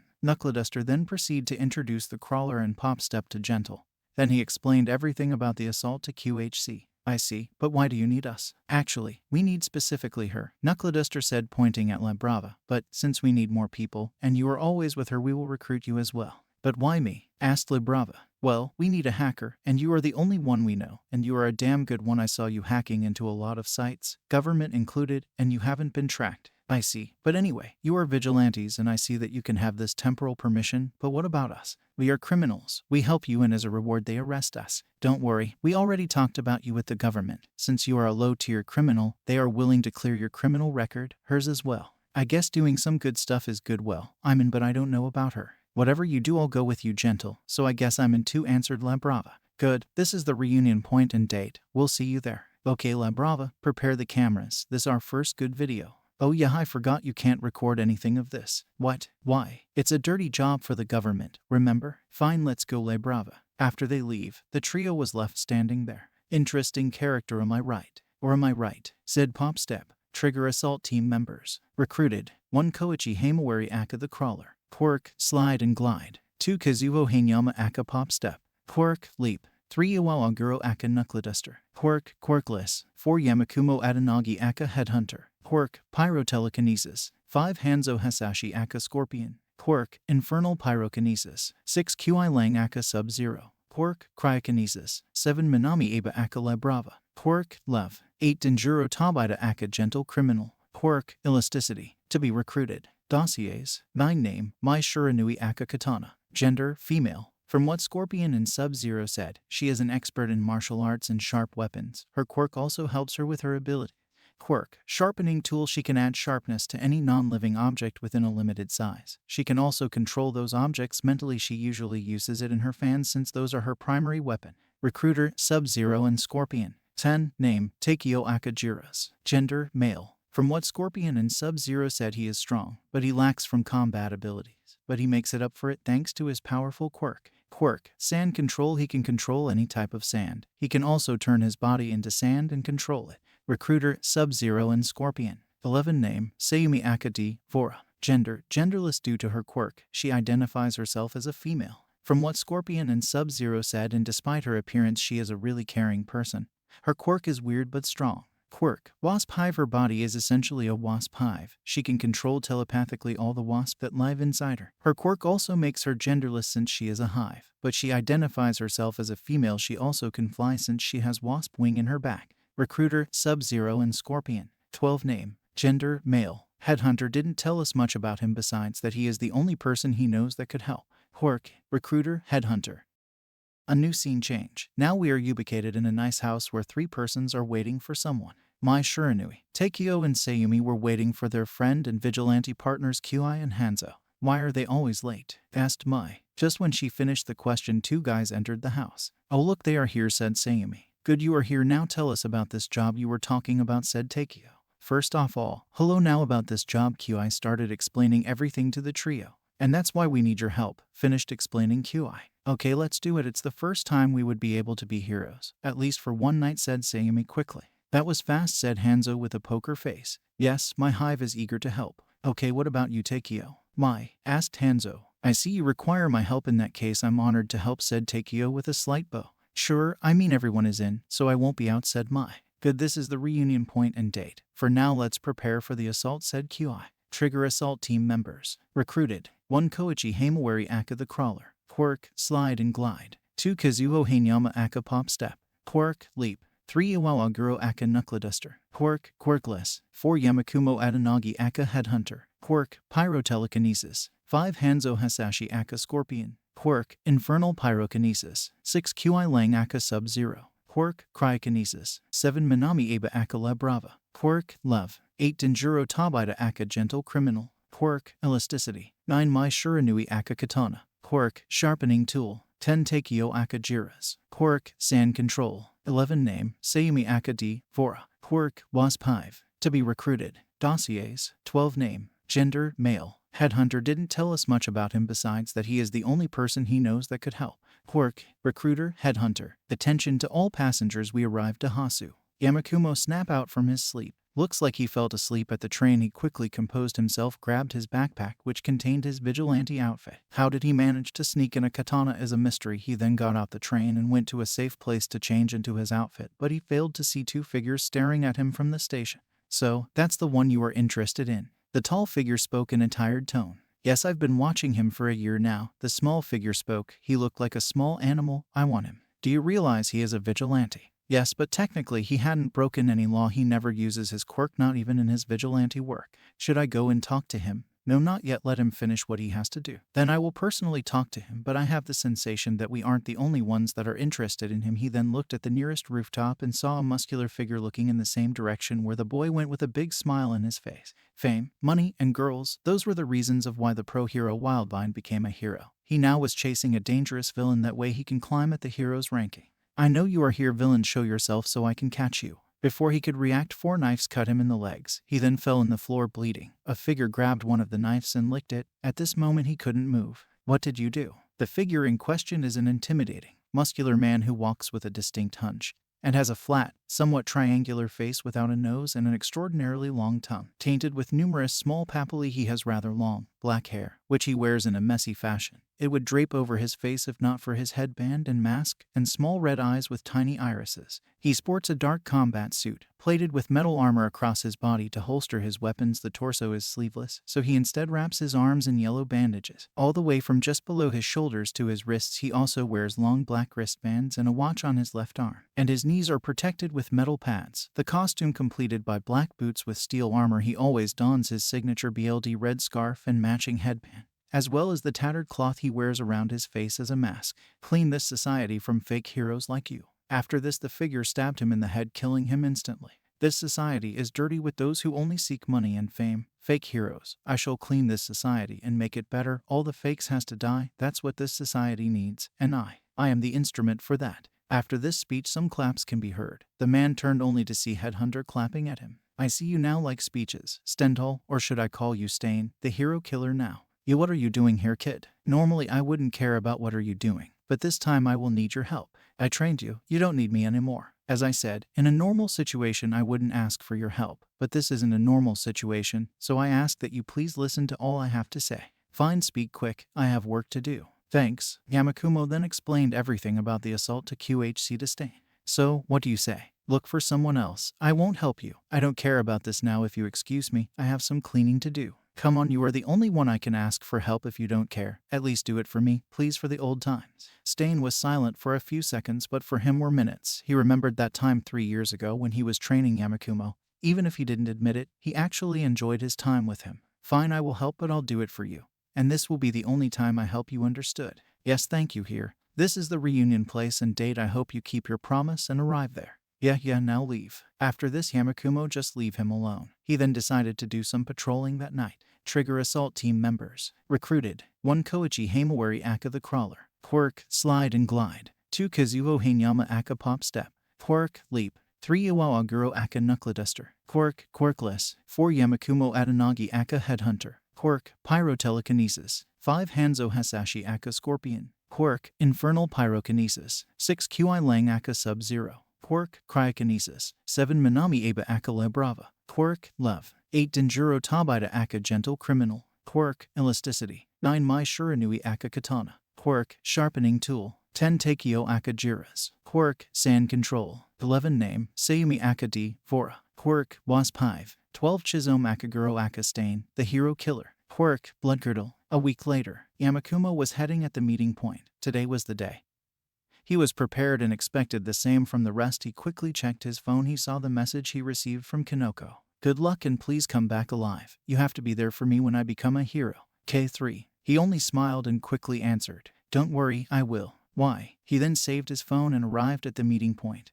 Everyone was there. He recognized Stain, the Crawler, Popstep, Knuckleduster, Scorpion, and Sub-Zero. He also recognized Gentle Criminal and his partner Lebrava. He arrived and was introduced to the rest of the vigilantes. The first one was a woman that looked in her early 20s. She sports a blue and black suit with dark gloves and boots. Her hair is held up in a high bun by a mini hairpin and a blue ribbon wrapped around her head. She was Katana. The other was a female figure. Her physical appearance draws on several insect motifs. Her skin takes the appearance of a yellow chitinous hide with 4 wing pincers jutting out from her back. The back of her head is adorned with black markings, and her lips are naturally black. On the heels of her feet are what looks like high heel wedges. Her eyes are compound, possessing the same fractured appearance as a fly's eyes. All of her teeth are sharp and pointed, exhibiting possible carnivorous eating habits. She also wears a black top and hood, spiked gauntlets on her arms, armored ringlets on her forearms, and armored shin guards. A single scarab-shaped piece of jewelry with a green-centered gem rests around her neck. She was Devora. The last one was a dark-skinned male, glowing blue eyes, no hair on his, and has a toned physique. His whole body seems to be attached by pieces. His outfit consisted in simply dark blue jeans and black boots, 2 fingerless gloves with metal plates in the back of his hands. He was shirtless.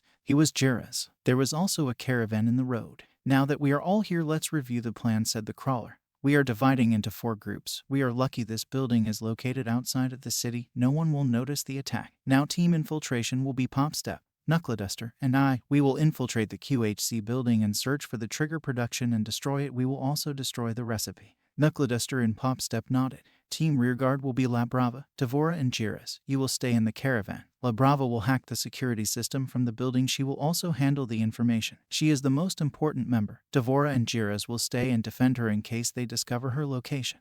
Jiras and Devora nodded. La Brava was a little bit nervous. Don't worry, you'll do it very well, said Gentle to calm her. Yes, she said with confidence and with a slight blush. Next, Team D1 will be Scorpion, Sub-Zero, and Gentle. You will make a distraction attack from the left side of the building. This attack will distract the people inside and will give the team infiltration a free window. Gentle, Sub-Zero, and Scorpion nodded. Lastly, Team D2 will be Stain, Headhunter, and Katana. I'm not gonna lie, yours will be the most difficult. You will do a frontal distraction attack. This will make with this they will take most of the attention. The problem is that you will be faced by most of the security robots. Wait, robots? Asked Katana. Yes, the company has used a part of their money to make their own security. They built robots. A lot. The problem is that these robots have a self-repair system that makes them harder to defeat. Team D1 and D2 will have to face them. Team Infiltration might also face them if we are discovered. And Team Rearguard will have to face them if they manage to track La Brava. That's why I'm leaving Devora and Jiras with her. Well, shit, that was Katana's reaction at this information. Is everyone ready? Asked the crawler. Everyone nodded. Good, let's go. Wait, screamed Popstep. Everyone stared at her. We need a motivational speech from the leader. Everyone now stared at the crawler. Okay, he cleared his throat. For a while we have done good deeds, without asking anything for exchange. No recognition for our actions, even hatred from some, but now is our night. We will demonstrate what we are capable of. We may not all know each other completely, but today we will trust each other. We will work as a team. Together as comrades we will win. Today we will do the right thing, like every day, but this time we will not be vigilantes. We will not be criminals. Everyone had confident smiles. They were motivated to win. Stain, Devora, Jiras, Katana, Gentle, La Brava, Scorpion, Sub-Zero, Headhunter, Knuckleduster, Popstep, and the Crawler. Tonight we are all heroes. After this speech everyone got into position. The assault was about to begin. We are located in a place somewhat far from the city, where the trigger production takes place. Each team went to their position. Team D1 is in position. Team D1 consisting in Gentle, Sub-Zero, and Scorpion were in the left side of the building. Behind the wall that separates them from the building they were waiting for Team D2 to launch their attack so they can put pressure elsewhere and let the infiltration team have a free way to the building.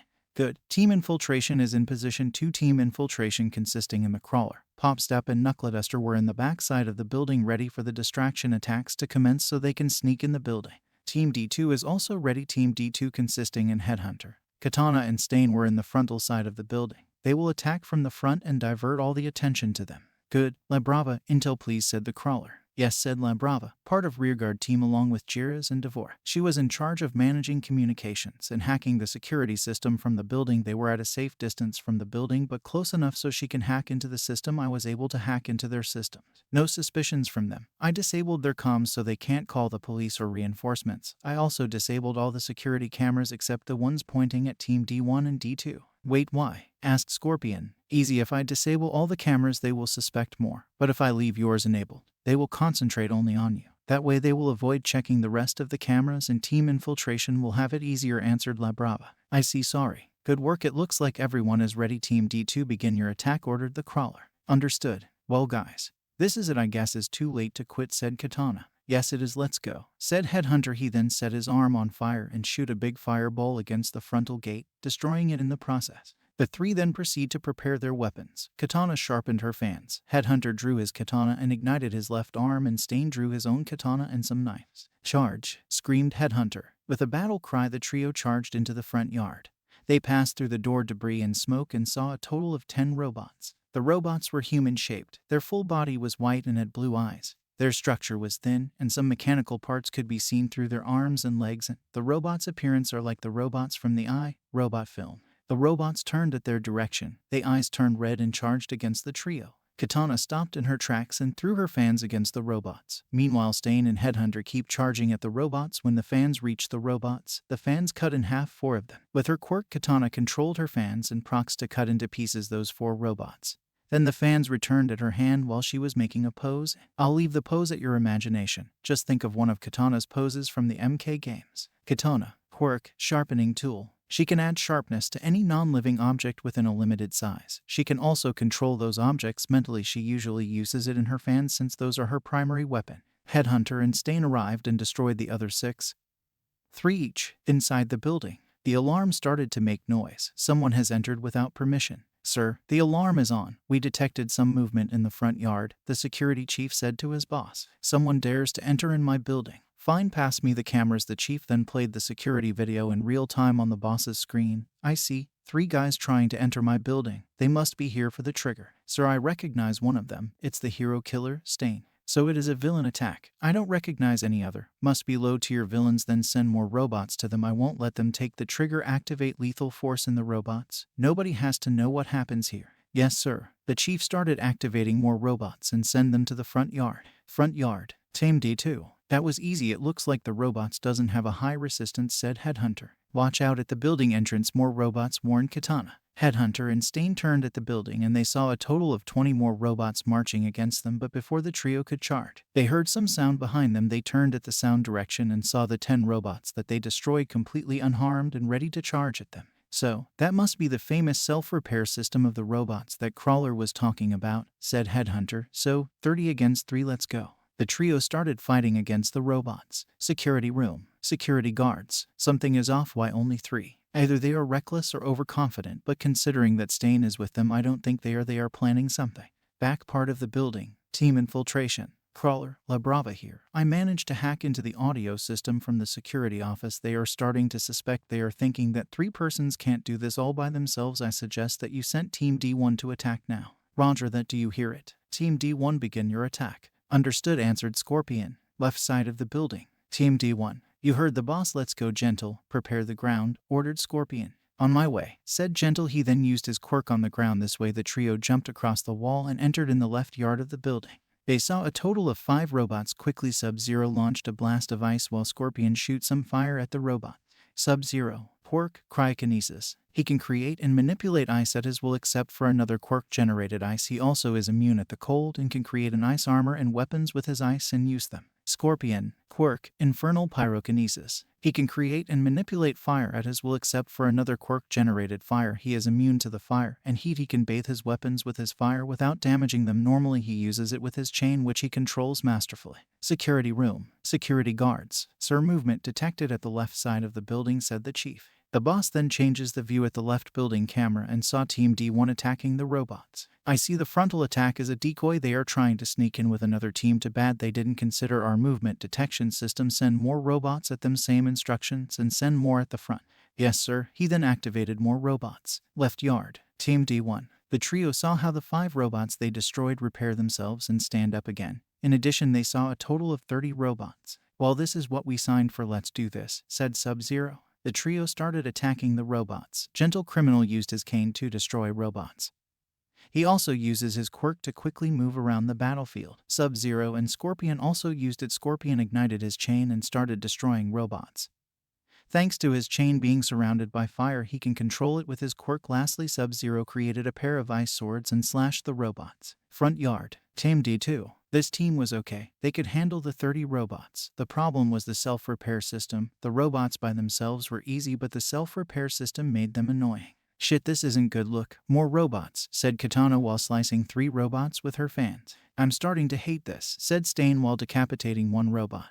We destroy 1 robot, but at the same time another finishes its repairs, and now we have 20 more robots coming. I know, but we can't go back now. We need just handle enough time for the rest to complete their tasks. Back part of the building. Team infiltration. Crawler, La Brava, here it worked. They aren't suspecting anything anymore. You are free to enter the building. I also disabled the movement detector so you can move quietly but free. Thanks. Okay team, let's go, said the Crawler. Then the trio entered the building from a section under renovation. They had to avoid some robots, but thanks to the decoy attacks, the robots quickly left to defend the front and left yards. We are in La Brava. Instructions, please. Yes, according to the layout of the map, I located the central system where you can erase the trigger formula. Also, you can try and disable the robots. But I don't recommend that. It's encrypted. I'll try to decrypt the data and disable the robots. And the production system. I haven't located it yet. Try to erase the formula while I find where the production system is. I'll send the location to your phone. His phone vibrated. He checked and saw the instructions to reach the central system.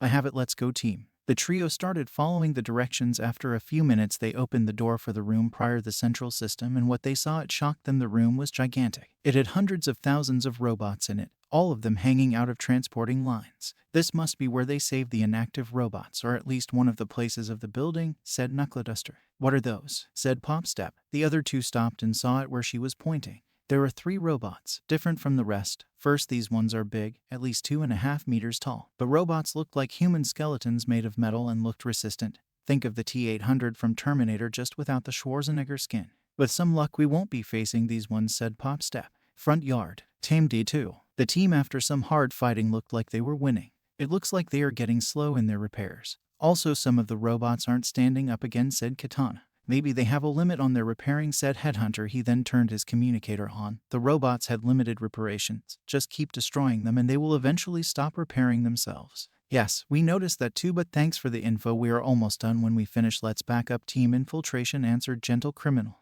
Good plan. See you inside. Headhunter out after he finished, informing a knife passed close to his face only to destroy one robot that was going to attack him from behind. Hey, don't let your guard down. Remember your training, scolded Stain while throwing, without looking, a knife at his back where a robot was about to attack him. Security room. Security guard. The boss was mad. How are those guys managing to destroy all his robots? They are supposed to be invincible. So the left attackers are about to finish all the robots. Should I send more at the area? Asked the chief. No, send one of the prototypes, said the boss. But sir, they aren't ready yet. Forget the paintwork. Send one to the left yard. Yes sir. Activating robot prototype. No one. System center room. Team Infiltration. Done. The formula is erased. La Brava, have you located the production center? Static. Hello, is everything alright? Maybe it's because we're deep inside the building. Let's get out there and try again, suggested Knuckleduster. Yes, let's do that. They exited the room, and while passing the robot room, one of the big robots landed on its knees. Superhero landing. Its eyes turned red and turned at them. Intruders detected. FCK. Well shit. We are so dead. Security room. Security guard. Sir, the prototype detected some intruders. I'll send you the images from the prototype. On the boo's screen appeared what the prototype was seeing.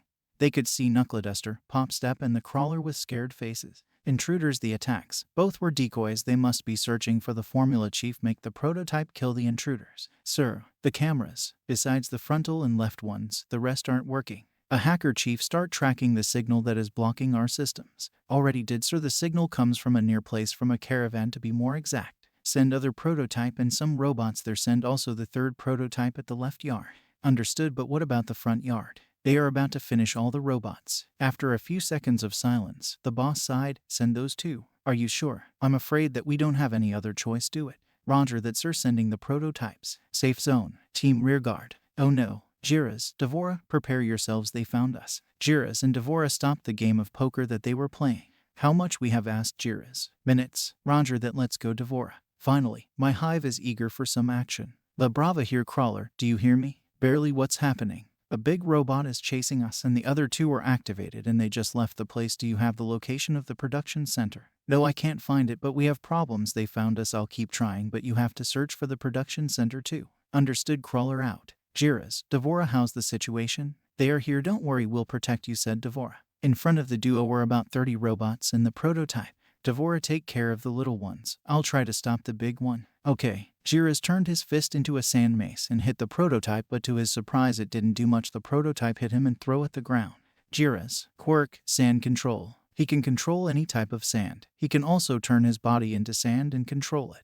Devora start flying and opened her stomach, from which a horde of wasps charged at the robots, destroying them from the inside. She also destroyed other robots with some kicks and punches. Devora, quirk, wasp hive. Her body is essentially a wasp hive. She can control telepathically all the wasps that live inside her. Her quirk also makes her genderless since she is a hive, but she identifies herself as a female. She also can fly since she has wasp wing in her back. Jiras was holding himself against the prototype while his hits aren't doing much. Thanks to his quirk, he can turn his body into sand and avoid getting hurt. He created a wall of sand and slammed the prototype against it. Then he punched its face, but it didn't do much besides cracking a little the robot's right eye. This is gonna be hard. Left yard. Team D1. Team D1 finished the robots they were facing. They were about to enter the building. That was easy. Let's go. You heard what La Brava said. Team Infiltration needs help, said Sub-Zero.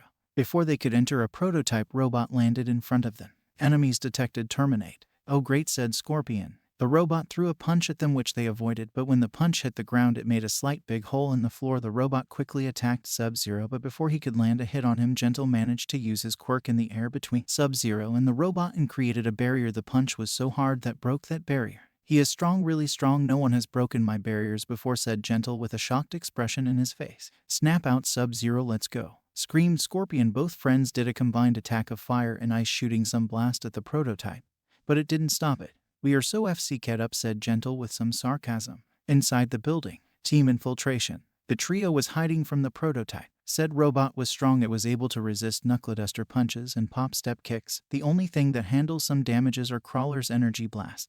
The Crawler quirk, slide and glide. His quirk allows him to slide over plane surfaces by emitting a repelling force from his hands and feet, allowing him to glide just from said surfaces. He can move in any direction, including backwards. He also can produce repulsions through his palms, shoot energy blasts, and create personal force fields. Pop step, quirk, leap. Her quirk allows her to leap very high. She requires a solid surface to jump from, and the strength of her quirk is decreased if she leaps from a non-solid surface, such as muddy ground. Her quirk can cushion her landing after she leaps, but it won't cushion a normal fall. What do we do now? This thing is unstoppable, half screamed, half whispered Pop Step. I don't know, we must find the production system. We lost communication with La Brava, so we can't wait for her to find the location, answered the Crawler. Maybe we can try and search it in the central system. I'll distract that thing. You two go and search for it, said Knuckleduster. What? Are you sure? That thing is really strong, asked a worried Pop Step. There's no other choice, said Knuckleduster, Haken face. Are you looking for me? Screamed at the prototype.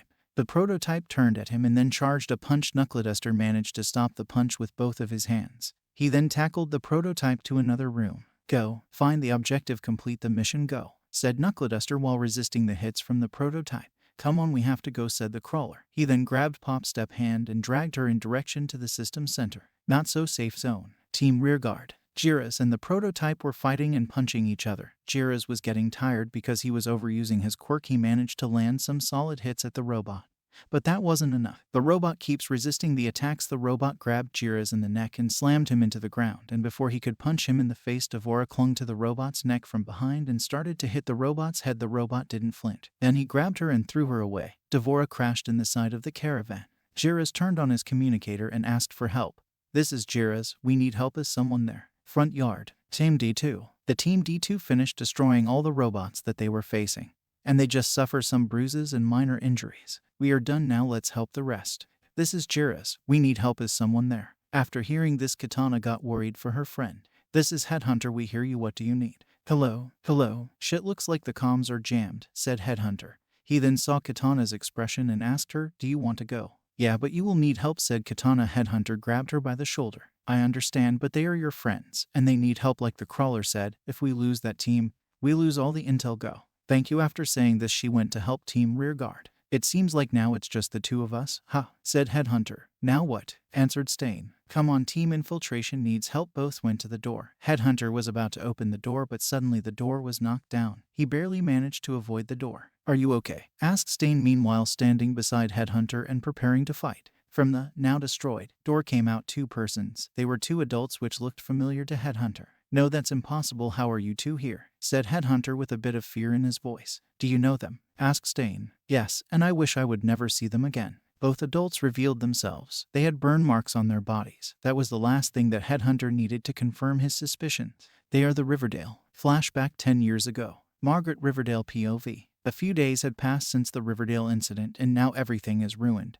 All the business was destroyed. All the money is lost thanks to the banks closing all our accounts, and everything is thanks to that little bastard Yamakumo and his stupid brother. We barely managed to escape the fire. We will be in search and capture. We must do something. A few months later, we've been searching for that damn kid. We discovered that he survived and that he escaped the orphanage. Our search was fruitless. It looks like he just disappeared. I can't believe we aren't able to find him. He's just a 4-year-old bastard. I yelled in anger. He must have found somewhere to hide, replied Joshua. Well, in that case I suggest we do the same. I'm done living in the streets. Before Joshua could answer, a voice could be heard. In that case let me help you, Joshua, and I turned only to see a suited man looking at us. Who are you? I asked. Who am I is not important, Mrs. Riverdale. The important thing is my proposition for you. Then spit it out or I'll kill you, I said while activating my quirk. I'm a representative from the QHC Center or Quirk Helping and Consulting Center. You might recognize us from all the help we bring to the people with troubles controlling their quirk, but that's just a cover for our real work. Tell me, have you ever heard about the trigger drug? I've heard something, yes. In that case, you must know that this substance is illegal in Japan. We run in secret the production of this drug and then we sell it at the best buyer. We have won a lot of money, but we need some security. And you are perfect for that job. Even though we have inverted in some security robots, we could use some real security. So, I'm supposed to believe in you. I understand that you suspect me, but I assure you that this is completely true, and this might be your only opportunity. Margaret, listen to him. He isn't lying. I can tell this is our only chance to exit the streets and be safe from the police and heroes. Joshua commented. I hate when you are right. Fine. We'll work for you, but I must warn you, if you try something funny, I won't hesitate on killing you and everyone that is there, I said threateningly. Good, I assure you that you won't regret your choice. Now please come with me. After this chat, we both followed this man. Flashback end. Front yard. Margaret, Riverdale POV. The boss just called us. We were having a nice sleep, but someone was stupid enough to try and attack this building. We went at the place that was told, the front yard, and for our surprise there were only 2 persons in there. One was the hero killer and the other one, even though he hid his face with a face mask, there was something familiar about him. Neutral POV. Yamakumo was in shock. He couldn't believe his eyes. Somehow the Riverdale managed to survive the mansion fire.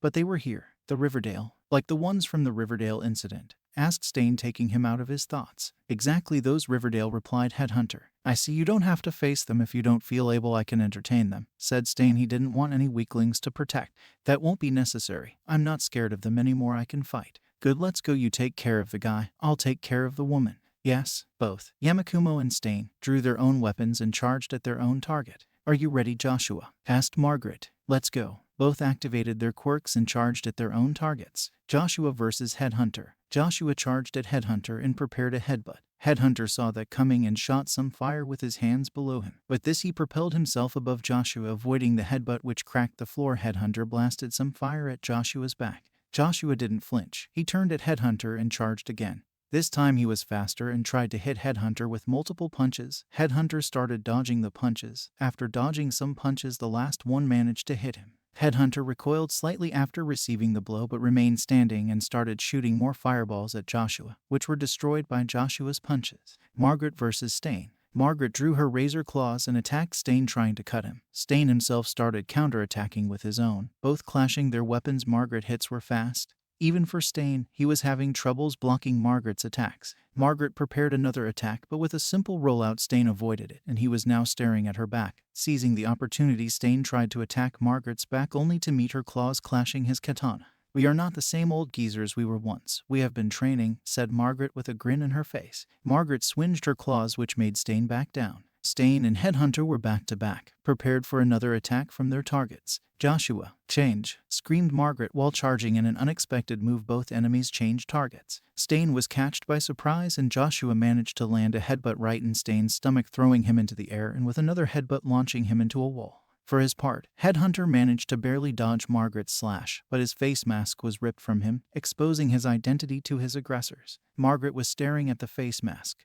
Then she turned at Headhunter only for sadistically smile. Not so safe zone. Jiras and Devora versus Prototype. No 2. Fist collide. More specifically, Jiras and the Prototype were colliding fists. The Prototype had the advantage. It grabbed both of Jiras' fists and was making him back down before it could do more. The Prototype was hit by Devora multiple times while Devora was flying. Jiras took advantage from that and started punching the Prototype, with his hands turned in maces, in the face. After the third punch, the robot backed down with his right eye completely smashed. Jiras was about to hit again, but the Prototype grabbed him and smashed him into the ground. After this, it pointed with his fist at Devora.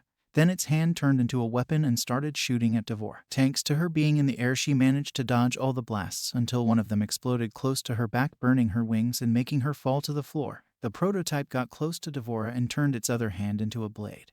But before he could kill her, something hit the robot. It was a fan. The object quickly went back to its owner. Katana was there. She arrived just in time. She throws her 2 fans again at the robot and started controlling them to hit it multiple times at the same time. Jiras and Devora regrouped at her side. The fans returned at Katana. The Prototype was staring at them, but in a second it turned at the caravan where Le Bravo was and quickly blasted at it, destroying the caravan completely. NOOO. The first to act was Jiras. He started punching multiple times the Prototype's arm, the one with the gun, followed by a lot of wasps attacking the robot's left eye. Then Katana slashed the robot's arm, the same that Jiras punched.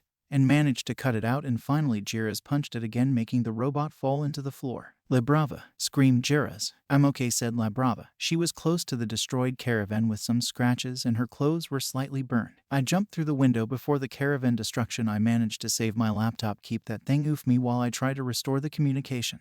"Okay, glad that you are okay. Katana, you managed to cut its arm off. How did you do it?" asked Devora. "I don't know, maybe Jiras' punches weakened its arm enough to cut it. I have a plan. The robot is blind. Jiras, punch it in the stomach. Devora, it's time for you. Fatality." Finally, now, Jiras started attacking the prototype in the stomach. When the robot was weakened enough, Katana proceeded to cut open the stomach.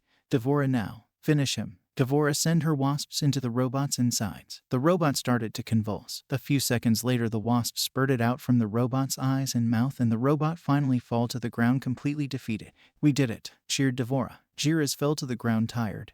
"What now?" "Let me examine the robot," La Brava said. "Good job, by the way." La Brava started examine the robot and pulled out a thing. "What is that?" asked Katana. "It's an energy cell. If you calibrate it specifically, you can turn it into a very powerful explosive." "Are you?" La Brava smiled. "Yes." Left yard. Scorpion, Sub-Zero, and Gentle Criminal versus Prototype No. 3. The trio was attacking the robot with multiple attacks.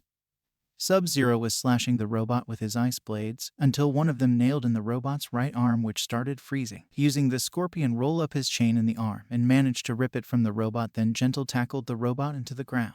The trio quickly regrouped and started planning. The first to speak was Gentle. "I have a plan. The robot seems to be vulnerable from the inside. Scorpion, I want you to start producing fire. Don't stop until I say. I will compress it with my quirk. This way, when I deactivate my quirk, it will explode in a giant burst of fire.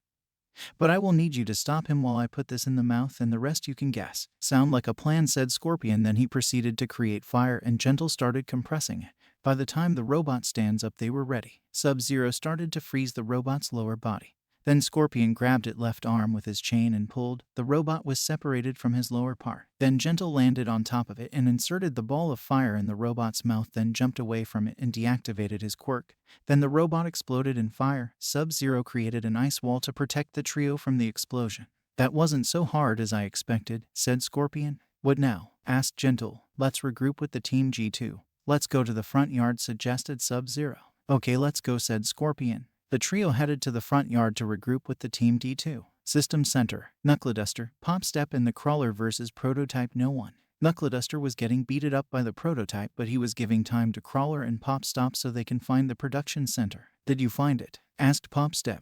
"No, but I managed to do something else. I can get control of some of the other robots. This way we can distract the prototype and save Knuckleduster," answered the Crawler while watching at the main generator. "Nice, come on, do it already." "Not yet. I have a plan to defeat that thing. Let me explain." Knuckleduster was in the ground. He couldn't continue fighting. He had a broken arm and was bleeding from the mouth and nose. The prototype was about to kill him, but some robots started falling above him. "Hey, Ugly, over here," screamed the Crawler from the system center. The prototype destroyed all the robots and followed the Crawler. It entered in the room and saw the Crawler smirking at him. "Popstep now." After screaming that, Popstep kicked the prototype to the generator. When the prototype hit the generator, it started to electrocute. After a few seconds, the electricity went off and the Crawler blasted some energy at the prototype, and thanks to the electrocution, the prototype was destroyed. "It's over," said the Crawler, tired. "What do we do now?" asked Popstep. "Let's get Knuckleduster somewhere safe, then we can search for the production center." Then both grabbed Knuckleduster and started heading outside. Front yard, Headhunter and Stain versus Margaret and Joshua. Margaret was staring at the face mask. Then she turned at Headhunter only for sadistically smile. "Well, look who it is. If isn't little Yamakumo time to take revenge." "Revenge? What did I do to you?" "Thanks to you and your bastard brother, our business was destroyed. If only that stupid of Zachary didn't put his nose where he wasn't supposed to." Headhunter was furious. That monster dared to insult his brother. "Don't you dare to say his name. You don't have the right to say that name," screamed Furious. "Or what? What are you going to do?" taunted Margaret. Headhunter released a battle cry and charged at Margaret with his katana. He was trying to kill her. Little did he know that was Margaret's intention. Joshua appeared and blocked the slash with his horn, and the katana broke into pieces. Headhunter was shocked by this. The katana he had grown affection of was destroyed. Margaret seized the opportunity and quickly slashed Headhunter in the back with her claws. Finally, Joshua headbutted Headhunter, throwing him several meters. Margaret and Joshua got close to him. He was bleeding from his back, and before they could strike the final blow, Stain appeared from behind with a metal rod and slammed Joshua with that, managing to apart him from Headhunter. Then he kicked Margaret in the face. The kick was strong enough to send her flying away from Headhunter. Headhunter manages to stand up but was hit in the face by Stain. What did I told you about letting your feelings control you in the battle, scolded Stain. Sorry, they used my brother's death and I got reckless. It won't happen again, said Headhunter, standing up again. We can't continue like this, we have to be creative, otherwise they will kill us. I have something that I have been practicing, I guess is the best time to try it in a real battle. I'll take care of Joshua, and this time they won't catch us off guard, said Headhunter with a confident smile in his face. Stain smiled back. This is more like it. Margaret and Joshua charged again, but this time Stain decided to go full strength and Headhunter was more carefully. Stain was easily surpassing Margaret's attempts to hurt him while she was getting madder and madder. Joshua was trying to hit Headhunter, but he was managing to dodge all the attacks. He was getting mad, so he decided to back down and throw a big boulder at Headhunter. He barely dodges it. Then Joshua did it again. He threw a big boulder at Headhunter again. This time he wasn't gonna avoid it.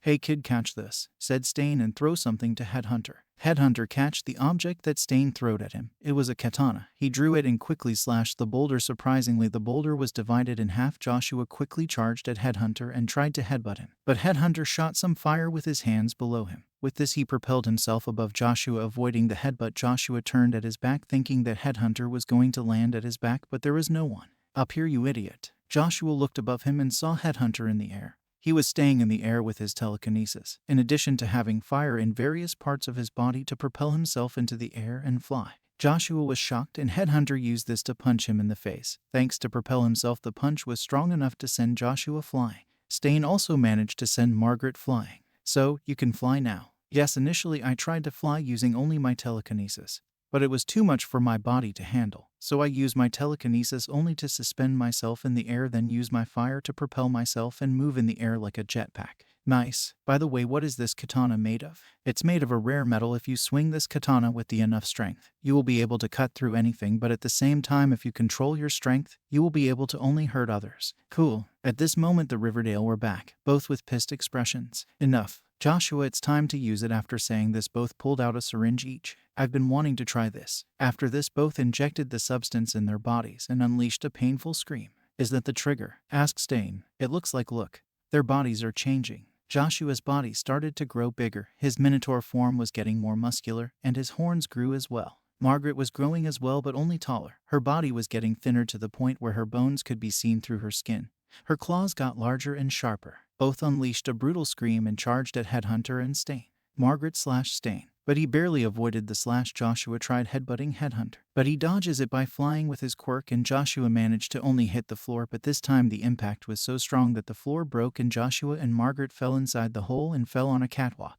Headhunter and Stain were surprised with what they say below ground. Is that? Asked Stain. The production center. This is why La Brava couldn't find it. It was underground. And probably wasn't in any map, said Headhunter. Anyway, we have to defeat them, then we can destroy it, said Stain. Both decided to land on the same catwalk where the Riverdale were. Margaret charged at them, but before she could slash them, a chain engulfed in flames trapped her arm. It looks like you need help. It was Team D1. Scorpion trapped Margaret. You handle the big guy while we take care of her, said Scorpion. Look like a plan, thanks. And it's better to kill them. They are suffering from the trigger effects. No problem now. For you, lady, get over here. Screamed while pulling Margaret up. Team D1 versus triggered Margaret. Margaret was still trapped in, but she charged at Scorpion anyways. Luckily, a barrier stopped her and made her back away. It was gentle. He then trapped her inside more barriers surrounding her. Scorpion retrieved his chain. Then Sub-Zero started freezing inside the barriers, managing to freeze Margaret. Finally, Gentle deactivated his quirk and Scorpion attacked with his chain, breaking the ice and Margaret into pieces. Scorpion, Sub-Zero, and Gentle win fatality, said Scorpion. Stain and Headhunter versus triggered Joshua.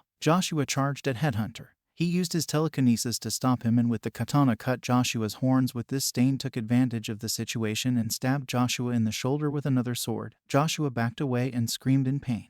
With this, Headhunter unleashed a continuous fire blast, like a flamethrower, directly to Joshua, making him back away more until finding the edge of the catwalk. Joshua lost his equilibrium and fell down from the catwalk several meters to his death. I'll see you in hell, said Stain. And I hope not seeing you ever again, said Headhunter jokingly. Headhunter and Stain exited the hole only to find Team D1. So, I guess we are done fighting. Just destroy this and we are done, said Scorpion. Yes, we are. The five turned to see Crawler and Popstep carrying an unconscious Knuckleduster and putting HM in the ground. Then the Crawler got closer to the rest. So, this is where the production center was underground. Yes, now, how do we destroy it? Asked Sub-Zero. Everyone turned at the crawler only to see him with a poker face. You didn't think about it right? Asked Headhunter with a blank face. He didn't, but I have the solution. Everyone turned to see Team Rearguard plus Katana arriving to the place. Here, take this, said La Brava while throwing at Headhunter one of the energy cells from the prototype they fought. What is this? It's an energy cell, but I calibrated it to become a powerful explosive. How much power are we talking?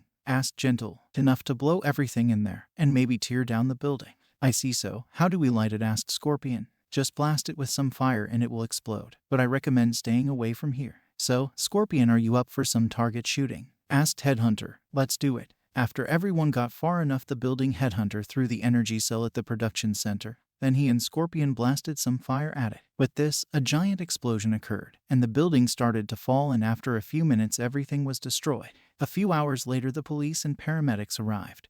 They stared to take care of the wounds of the team. After a few more minutes the team was cured and Knuckleduster was awake. Then a police officer with a dog had approached them. Hello, my name is Kenji Tsurugame. I'm the police chief and I'm here not to only congratulate but also thank you for the service you lend us. Woof. Woof, everyone thought. And we will respect our deal. All of you been granted with a temporal license to operate as heroes, but only for tonight. Also, Gentle and La Brava, your criminal record is clean. Thank you, officer, said La Brava. And for you, Stain, we obviously can clean all your records, so we will only clean the low crimes you committed. And we will give you a week of grace so you can rest. Whatever, said Stain. Once again, thank you. You can leave now, said Kenji, and then he leaves. Well, I'm out. Don't you ever try to recruit me again or I'll kill you, said Stain while leaving. Wait, said Headhunter. Stain turned to see him. Here you go, thanks for lending it, said Headhunter while handing Stain his katana back. Stain stared at the katana for a second only to turn away and start walking. Keep it, I have more of those, and you will need a new one after this. He disappeared. I guess this is the goodbye. Come on, La Brava, let's get out of here, said Gentle. He and La Brava waved for goodbyes and leave. I guess we have to go too, said Scorpion. All the MK characters group waved and started leaving except for Katana. She approached Headhunter and kissed him in the cheek. It was fun to fight at your side. See you after this. She left, leaving a blushing Headhunter. Yeah, he got himself together and waved at them. What can I say, said the crawler. He then grabbed some dirt that was on his clothes and then said, what a night. After this, the rest of the team headed their own way. A few weeks had passed since the QHC was discovered selling the illegal substance called Trigger. A week since the heroes put an end to that. The heroes involved in this assault are still unknown, but we are at the wait so we can congratulate them now into other things. Anew. Yamakumo stopped paying attention to the TV. The government did what they told. Everyone involved in the assault to QHC was hidden and no one was mentioned. They also let them go without any warning. He then turned his attention at the person beside him. Kanoko was watching the TV. Yes, Kanoko. Yamakumo was right now at Kanoko's house. Her parents invited him to have a dinner with them. Right now they were watching the TV, but Kanoko's mother started talking. I'm so glad the heroes put a stop to their actions. To think I almost sent my daughter there. At least the heroes saved the day. Yes, the heroes did good, Kanoko said while glancing at Yamakumo, gesture that was unnoticed by her parents. Yes, they did well. If you excuse me, I have to go. Thanks for the dinner, said Yamakumo. He then prepared to leave but cringed a little bit, thanks to his scars in his back. Are you all right, Yamakumo? Asked Kanoko's father. Just a little accident when helping my parents, but don't worry. It's healed now. Well, I'll be leaving. Yamakumo then proceeds to leave at the nearby alley and change into his vigilante outfit already patched up and started patrolling. It was a calm and quiet night, no crimes nearby. Now Yamakumo was standing at the top of a building staring at the city, but a voice interrupted him. I see, you are this famous headhunter vigilante that I've been hearing about lately. Yamakumo quickly turned around and saw a very large man with an equally muscular and well-defined physique. His design resembling a typical Western comic book superhero. He has chiseled features on his face with a strong jawline and pronounced cheekbones, and bushy eyebrows. He has short blonde hair, swept backwards, with two distinct tufts that stick up above his head, leaning slightly to each side. The most notorious feature was his big smile in his face. Yamakumo recognized him at the instant. All Might. He was shocked. What is All Might doing here? But most importantly, All Might knows him. What are you doing in here? Didn't you have your agency in the United States? Yes, I do, and the answer for your other question is the same reason that I wanted to talk with you, but please, let's go somewhere else, somewhere more private, and don't worry, I won't do anything to you. After this, All Might landed in a nearby alley. All Might wants to talk with me. Okay, Yamakumo breath. After calming down, he followed All Might into the alley. Okay, here we are, All Might, sir. What do you wanted to talk with me? Please, young one, just All Might is fine.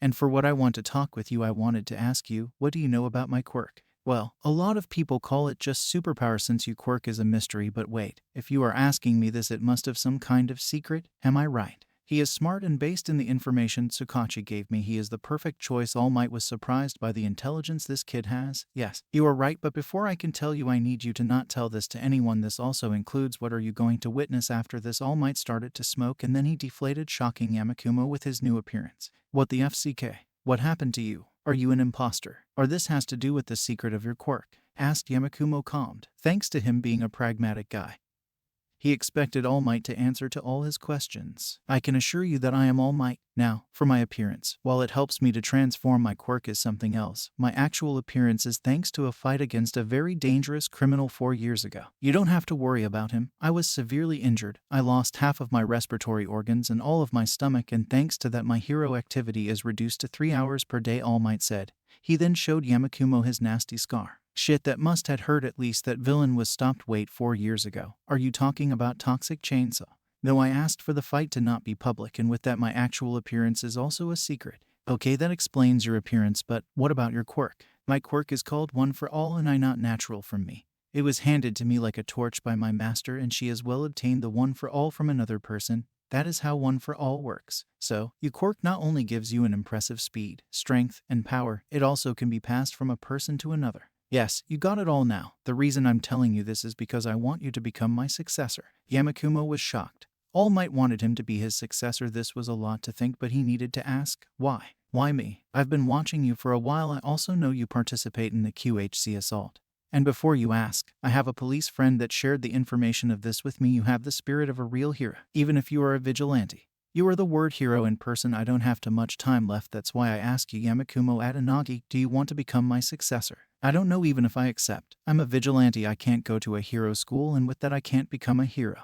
That won't be a problem, you see. I'm going to teach at UA. I can recommend you there, and with my recommendation you have a guaranteed place at UA. Yamakumo remained silent. Is this the right choice? Should he accept? He got a feeling he just hoped he was doing the right thing. I'm honored, but I have to reject your proposition. I have a feeling that I'm not the one that should have the One for All. Are you sure? This is a once-in-a-life opportunity for you. Tell you what, I have a proposition for you. We have 12 months until UAS entrance exam. If you can't find someone more worthy than me a month before the exam, I will accept your proposition. I see, you have the physical condition to resist the transfer. Fine, I accept your proposition, but I have to ask you to please don't tell this to anyone. My lips are sealed. You don't have to worry. After this conversation, All Might told him his real name, Toshinori Yagi, give him his phone in case he changed his mind, and then turn in his muscular form and leave. Yamakumo decided to go back home. He has had enough emotions for today and maybe for a year. 7 months later. 7 months had passed since his conversation with All Might, and he haven't heard anything from him since. Maybe he found someone worthy, or maybe he's waiting for the time limit so he can give the One for All to him. A 15-year-old Yamakumo was now heading home in the train. He spent the day with Kanoko, training and hanging out with the train. Arrived at the station near his home, and he started heading home, but midway he noticed a small man with mouse-like features following him. He started to accelerate his steps, but the animal guy did the same. He then decided to enter an alley and hide his presence. The guy entered the alley and Yamakumo appeared beside him, katana in hand, pointing at the man's neck. Who are you, and why follow me? You have some nice skills, Yamakumo Adanagi. What? How did you know me? I've been observing you for a while now. Yeah, you are not the first person to tell me this. I'm aware of your encounter with All Might, but you don't have to worry. I know all about him and his secrets. Okay, go to the point, Yamakumo said, putting his katana closer to the guy's neck. My name is Nezu, and I am the principal of the UA. What about you save your weapon and we have a nice talk? After hearing this, Yamakumo saved his katana and walked in front of the man. What do you want? As I said, I've been watching you for 2 years now. I know your involvement in the QHC assault, but to keep it short, I want you at UA, said Nezu, shocking Yamakumo in the process. Am I hearing right? Or did you just say that you wanted me at UA? You heard right, Yamakumo-kun, I want you at UA. But why? I am a vigilante. I do illegal stuff. I can't be a hero. Yes, you are, but please can you repeat the law about the vigilantes? Okay, I don't see where we are going, but okay, you are accused from vigilantism by using your quirk for heroics without a license. Again, please. You are accused from vigilantism by using your quirk for heroics without a license. Wait, using a quirk without a license, and I haven't used my quirk in my vigilante work beside the QHC, but I had a special permission from the government, so that means that you hadn't broke any laws by being a vigilante, interrupted Nezu. That means that you are clear to enter to the UA. But I never went to any school. I don't have any academic record to follow. True, but remember who I am. With a simple special permission from my part, you can enter in my school if you pass the entrance exam, of course. Now, tell me, do you want to assist at the UA and become a hero? Yamakumo couldn't believe it. He was offered another opportunity to accomplish his and his brother's dream. For a second, he could see his brother smiling at him from the distance. This was enough to convince him. Yamakumo smiled widely and said, "Yes, I would love to attend to UA and become a hero." "It is settled, then I'll be waiting for you," said Nezu. Then he started to leave. "Wait, can I make a request?" "Sure, what is it?" asked Nezu. "I know that the entrance exam is divided in theoretical and practical. Can I bring my katana for the practical? And if I pass, can I use it in my hero costume? If you don't attack any other examinee, sure, I'll give you a special permission to bring a weapon inside the school." "Thank you." After this exchange, Yamakumo headed home with a big smile and some tears in his face. "Brother, I made it. I will become a hero for both of us."